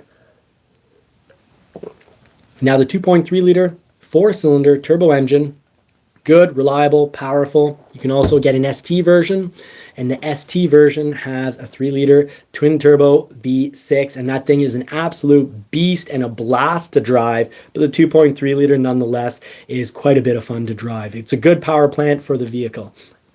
You've got the Honda Accord here with almost 198,000 units sold.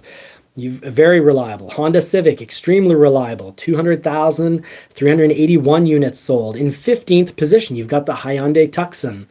209,624 units sold.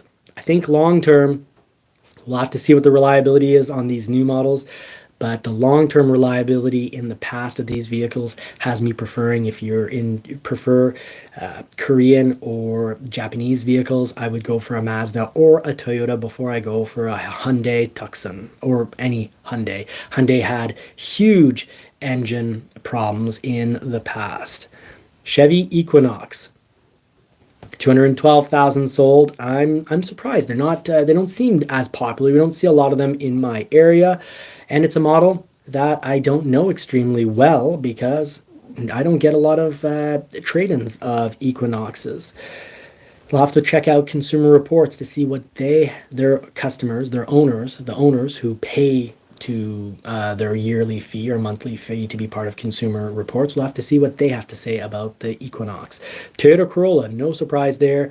232,300 units sold. Reliable, much more exciting styling than it has had in the last decades. So it's a good, maybe almost overly cut and overly edgy style for some, but at least it's not boring. And the interiors, not as exciting as the interiors over at Mazda, but these are good, reliable vehicles. But so are Mazdas, two car manufacturers that I like in regards to looks and reliability. Now the Tesla Model 3, 232,700 units sold. Tesla has worked through a lot of their paint and assembling problems.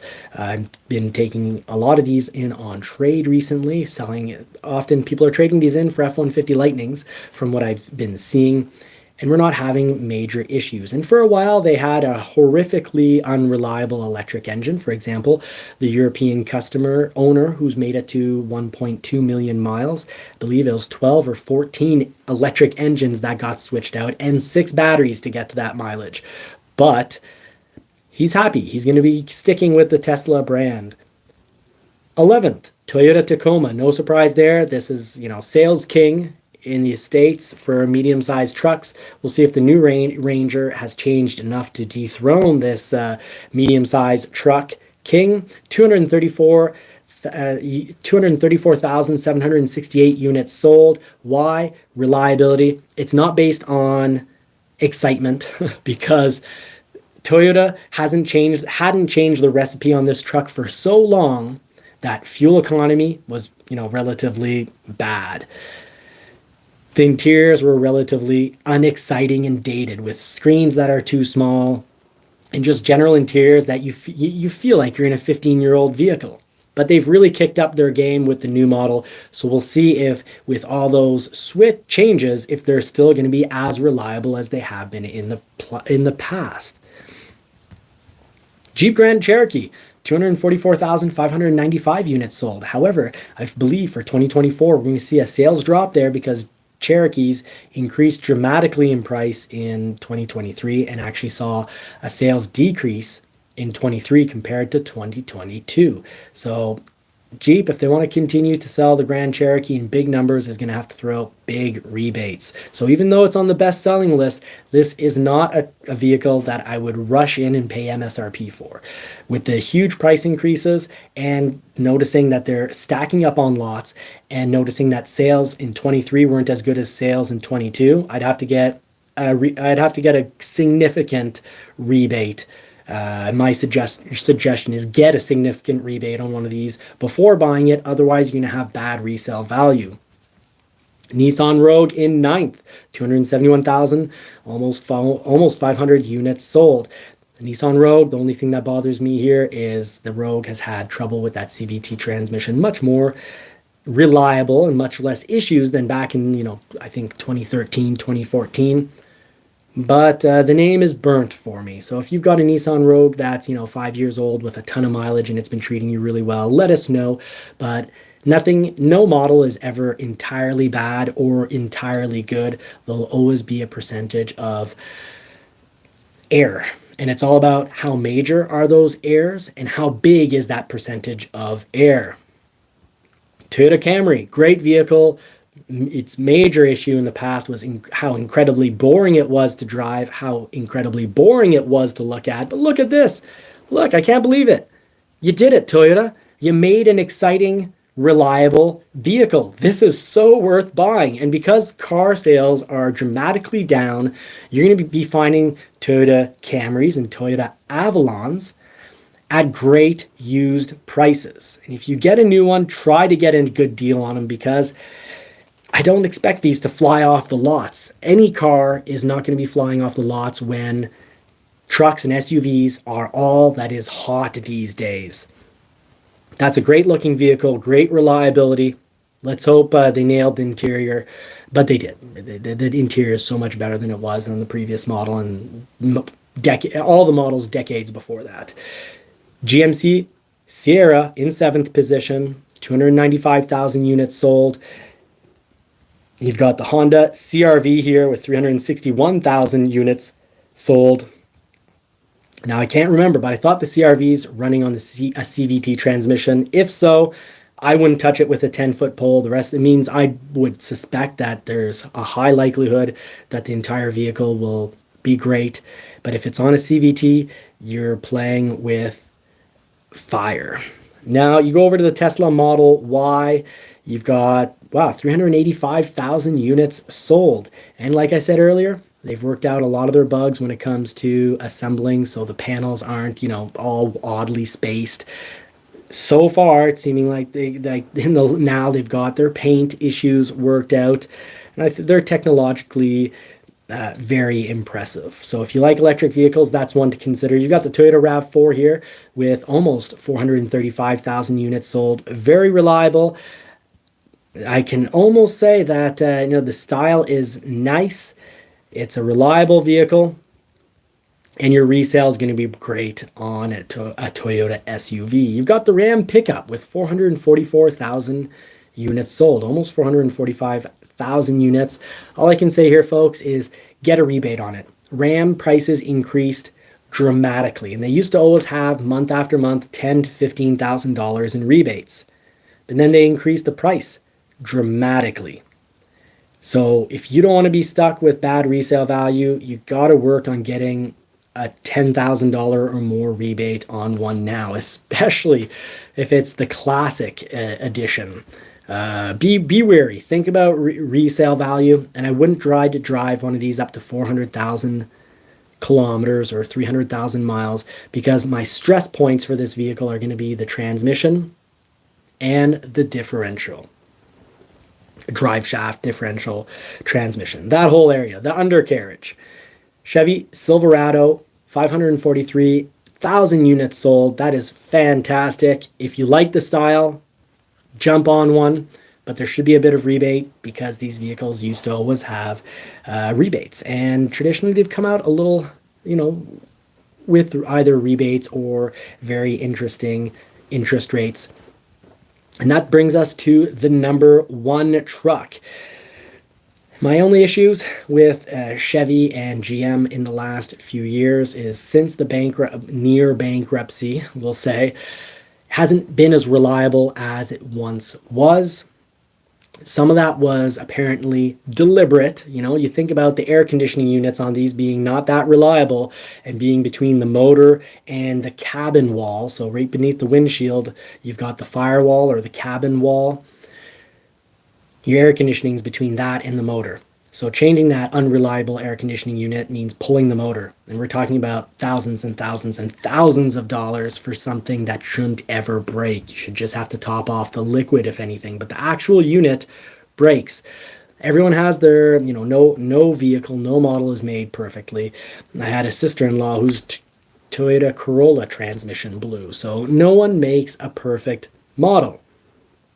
But if you're going to come close in price, and I think, generally number one is a little bit more expensive than the last two trucks we've seen. The window stickers on the last two trucks are the same, but traditionally Ramos had more either rebate, a combination of better rebate, better interest rate, but at the end of the day, what you're going to finance or pay cash, it was going to cost you less on your Ram than your GM. And both of them would cost less than your F-Series truck, but it is the most sold truck. You've got the Ford F-Series truck here coming in with 750,789 units sold. No one's perfect, but I think overall you've got the best-selling truck because you've got great resale. You've got aluminum panels that aren't going to rust. They save almost 20% of the weight of the overall truck than if they had steel panels. The aluminum panels are 32%, roughly 32% more resistant to dents. Yes, it means undenting them is harder, but it usually means the panel that gets damaged in an accident gets recycled. You get a new part and they paint it instead of, taking, if it was a steel panel, generally they take most of the bumps out, put a little layer of Bondo, polish it up, sand it down, then paint it and say, hey, there's your fixed truck. Well, I think these have been great sellers because you're talking about great resale value. You're talking about since 2015, a truck that's not going to rust on its panels, and generally great reliability. Generally a little bit more expensive than the other two trucks, but still leading the way in sales. So that, let's see, 750,000 units versus 543,000 units. That is a big difference. Now, the F-Series, that means they're also going to be counting their, their 250s and 350s. But these are great sellers. 15% sales increase in 2023 versus 2022. So those are your models. These are models that I'm not generally worried about whatsoever in regards to resale value, in regards to quality. So please consider these vehicles for your potential purchase. But do remember, don't pay over MSRP, and check out the build and price sites for all these vehicles so you make sure you pay the right price and save thousands of dollars. Now that's that for the show. That's our conclusion to this episode. Now we've got episode 5. This is the last episode of the live, and it is a short one. So let's go find here what we've got. So let's go out to payments. We're going to be talking about car payments because it is a scary, scary world when it comes to car payments.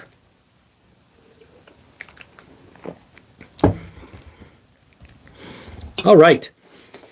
Car, truck, and SUV payments are now over $1,000 a month for many buyers. We're talking about people who bought in 2023, and we're going to be talking about people who are going to buy in 2024. There's a high chance you're going to spend over $1,000 a month in car payments. That's scary, folks, stuff, and it's starting to become the norm because, well, your average car payment is in the $700 US range, meaning a lot of people are over, for the average to be in the mid 700s, a lot of people are over $1,000 a month. And with a lot of that has to do with vehicle prices that have increased. Less rebates than we saw, 3 years ago. Much bigger prices, less rebates, and much higher interest. And that's how we end up with $1,000 a month becoming the new norm for buying a new vehicle. And of course, used vehicles that get financed never seem to follow that far behind. Because let's say you get a 4-year-old used vehicle, and then because it's 4 years old, you can't finance it as long as a new vehicle. So let's take a better example. Let's take a 6-year-old vehicle. You're going to be able to finance that vehicle for 4, 5, or 6 years, max 6 years. But does it make sense to have the vehicle total paid off over a total of 12 years? It's going to be 12 years old when you're done paying it. You take a 6-year-old vehicle, if you pay it for 6 years, you're done paying it when it's 12 years old. That means you're going to have lots of repairs and maintenance to keep that vehicle on the road. So I've got to ask you, does it make sense to save, let's say, $300 a month? Because yes, the vehicle's at 6 years old. It's going to be half the price of what it is when it's new. But you're going to finance it at a higher interest rate than a new for 5 or 6 years. So when it's done paying, you're going to have your monthly payment and maintenance and repairs. So are you really saving $300? That's the big issue. If you look at a new vehicle, that's going to be double the price, but that, let's say you pay it on 7 years or even 8 years. Well, when you're done paying the vehicle, it's going to be 7 or 8 years old. Your last 3 years of car payments is going to cost you a lot less in maintenance and repairs than getting that 6-year-old vehicle at a much higher interest rate. So if you do save $300 a month, on paper, are you really saving $300 a month? And that's why I'd say it's worth considering shopping a new vehicle if you can get it at a much better interest rate than your used vehicle. So car buyers are facing high prices, close to $50,000 US on average, and they're paying more per month in interest. Meanwhile, luxury cars have become more popular relative to cheaper alternatives. So that's what's causing this high monthly payment, the increase in your average monthly payment. So Edmunds here is saying that $1,000 a month payment is becoming more common. I know I'm seeing most of the vehicles I'm selling that are over $1,000 a month Canadian. So some people need to think, everyone really needs to be thinking about this because this is an issue. A new vehicle on 5 years, some people, they just get the idea of 5 years stuck in their head and they're like, you know what, I'm going to pay what I can on 5 years. But if you're getting a 4-year-old vehicle and you're paying it on 5 years, I'd say look at the monthly payment and compare it to a new, because while the new will be, yes, roughly double the price with your potentially much lower interest rate and maybe also a rebate because new car lots are flooded. So manufacturers and dealers are putting down rebates. You might end up with only a $200 or $300 a month difference. And instead of getting a higher mileage used vehicle, that is 5 years old that you pay for 5 years, that by the time you're done paying it on 10 years, maybe to get that lower monthly payment that you can afford, consider instead of comparing it to a new vehicle for 5 years versus an old vehicle, 5-year-old vehicle paid on 5 years, consider your new vehicle paid on 6 or 7 years. Because keep in mind, maintenance and repairs are going to cost you more on your 5-year-old vehicle. You got to be able to keep it on the road. And of course, you also have to be able to make your monthly payment. We all have to, prepare and expect that rents could go up. Groceries could continue to go up. Now, the new vehicle average price, according to Kelley Blue Book data, is over $48,000, and that's an increase of over $7,000 on average than 2 years ago. And with auto interest rates at 7.1%, well, yeah, it makes it pretty tough. Now, the average monthly payment is at a record high because, of course, vehicles are more expensive, of $733 in the second quarter of 2023, according to Edmunds. So, yeah, prices are going up. We've seen models like the Ford F-150 that if you're looking at a 2023 on the lot right now, you can get, a $5,000 rebate on that. So consider that, consider a current model, a 2023 on the lot somewhere with a decent interest rate and a good rebate. Compare that to the used vehicle you're shopping, because that could save you thousands. Now, folks, that's the show for tonight. I hope you take this and save thousands. I'm wishing you all well. Thank you so much for watching. Really appreciate everyone making it into the show tonight. Thank you for making it to the live. We talked about a lot of vehicles here this evening. I hope this information was, I hope it was entertaining. I know it's going to be useful to help save you thousands because it's helped me save thousands. I hope you get to, wish you all more cars and more power. I hope you get into that new vehicle or used vehicle that you might be shopping for, or maybe 2024 is going to be about saving money up for that vehicle. Let us know in the comments section. I really appreciate everybody. We're going to have to leave the rant. I'm telling you, I even had a section of rant here for the evening. I can show you this a good section of rant going on, but we'll have to get more into it at another time because we don't have time for a rant this evening. I've got the daughter to go bathe and get to bed, but we had some great information. Just 2 quick little things to prepare us for next week's rant. Do keep in mind here, 2 things, quick rant. Keep in mind, in the 1960s, they said oil would be gone in 10 years. In the 1970s, they said there'd be another ice age in 10 years. In the 1980s, they talked about acid rain and how it will destroy all crops within 10 years. In the 1990s, it was the ozone layer. That was going to be gone in 10 years. And in the 2000s, they said that the ice caps again, the ice caps would be gone in 10 years. None of this ever happened. All of it resulted in excuses for more taxes.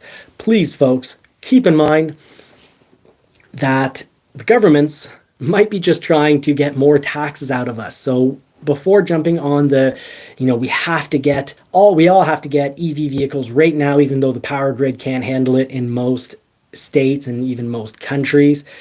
Let's not all rush to willingly and easily give up our freedoms. I think everyone on the channel here loves driving their vehicle and likes to change vehicles every so often. So please, yes, be careful of the Rothschilds, the Klaus Schwab schemes, the World Economic Forum, the WHO. Be careful of what they're trying to do to take our liberties away. We saw it in the last 3 years, how they can easily take away our liberties. They can censor us. Anyone, even epidemiologists, top of the line, world-class scientists were censored. Some lost the chance to work, to get grants, to work on research projects because, there was a famous petition that went around of top scientists, over 10,000 top scientists signed one petition warning of the dangers of the mRNA. vaccine, and they were all censored. And the authors of that petition were basically shunned by the community.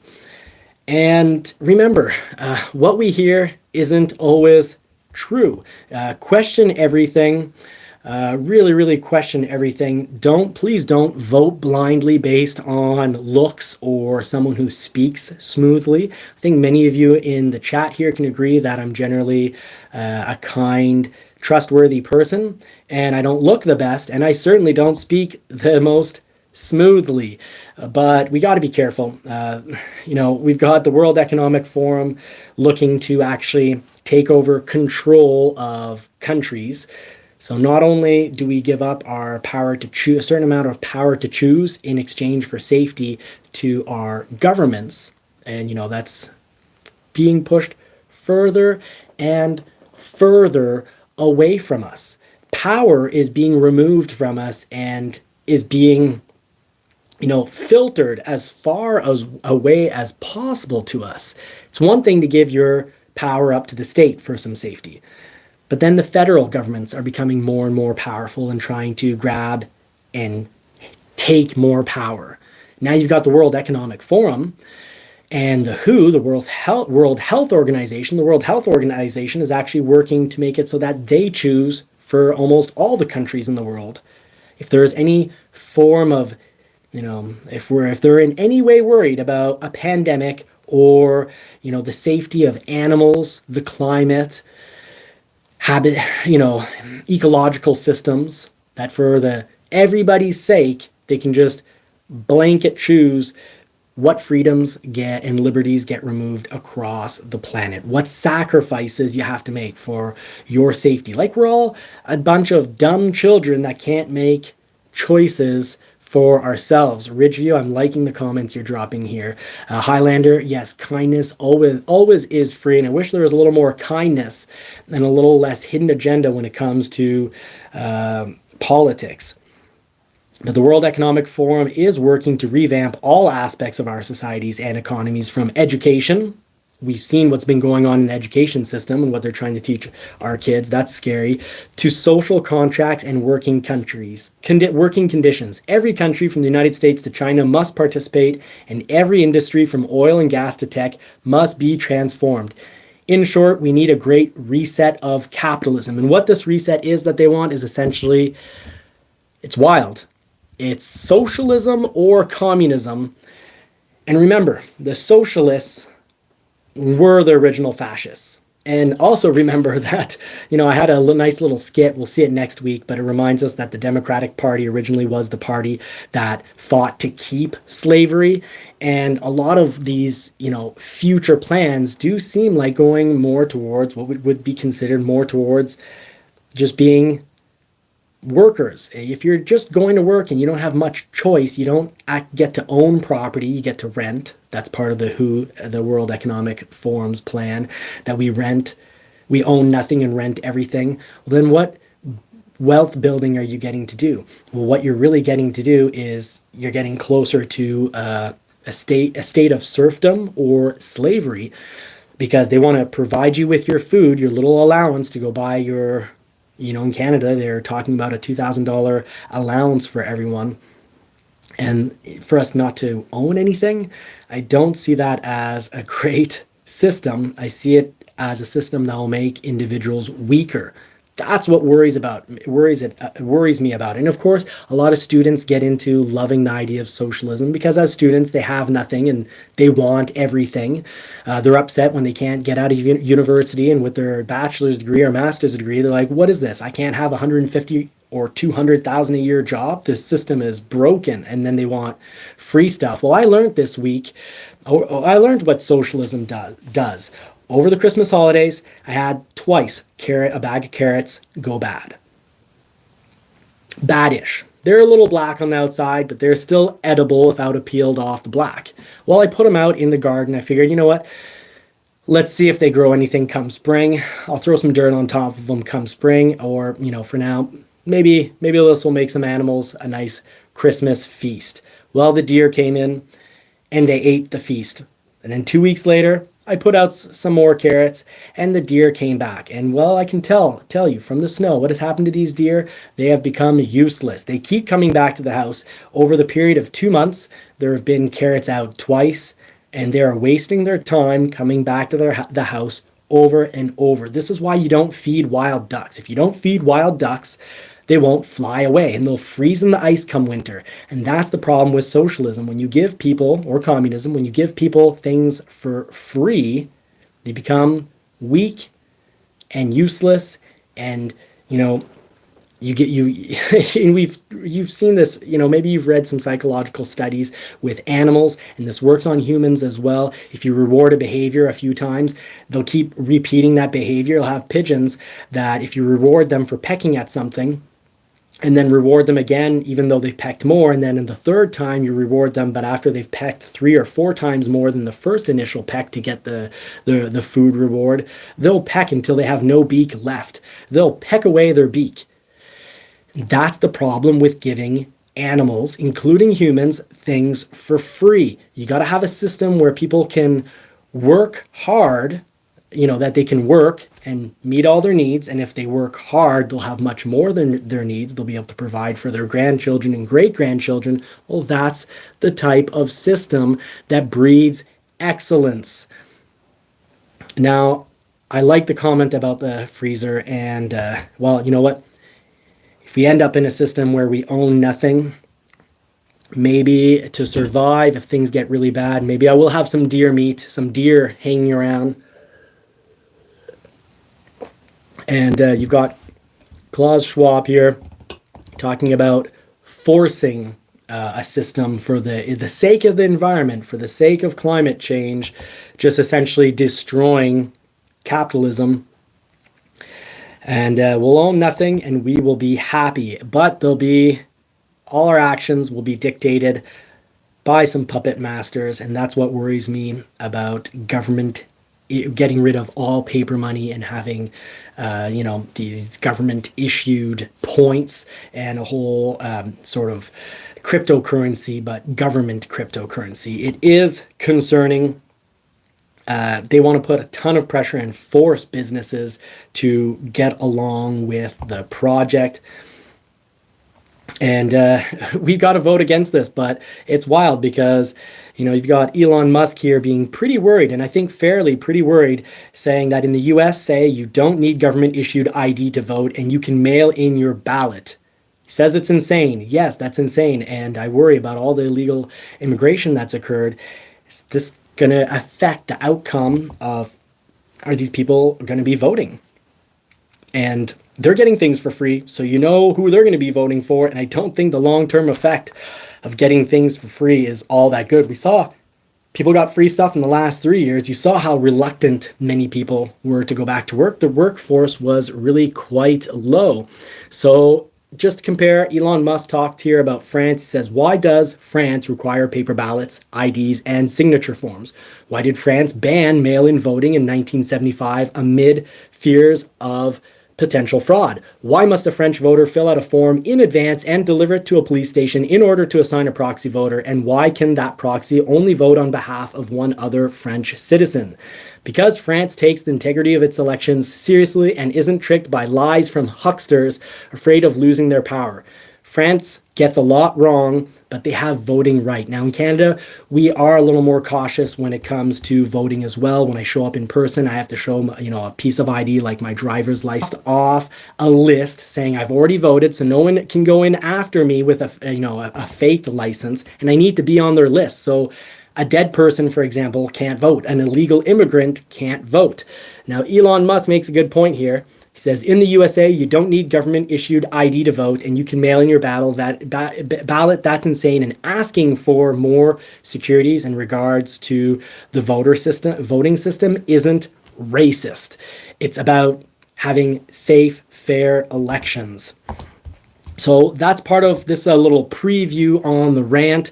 Next week, we'll also talk about how Pfizer bought out a company.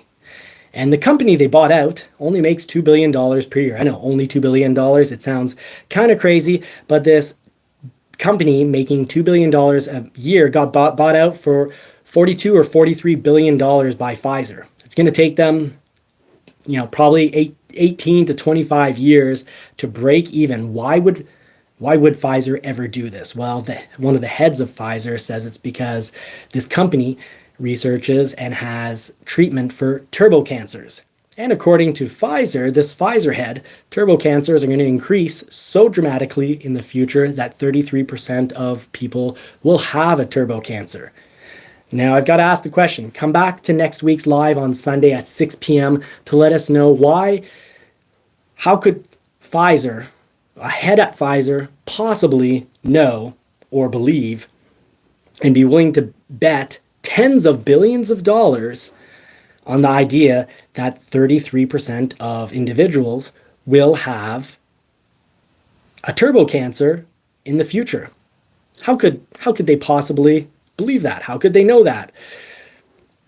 Did we all get something the last 3 years that will maybe cause this to become true? I don't know.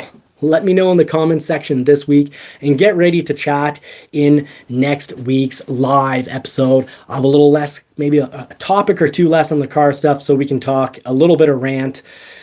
If you're still enjoying it, folks, let me know. Thank you so much for watching. If you made it this far, type finisher. Have a great night. Wishing you all more cars and more power.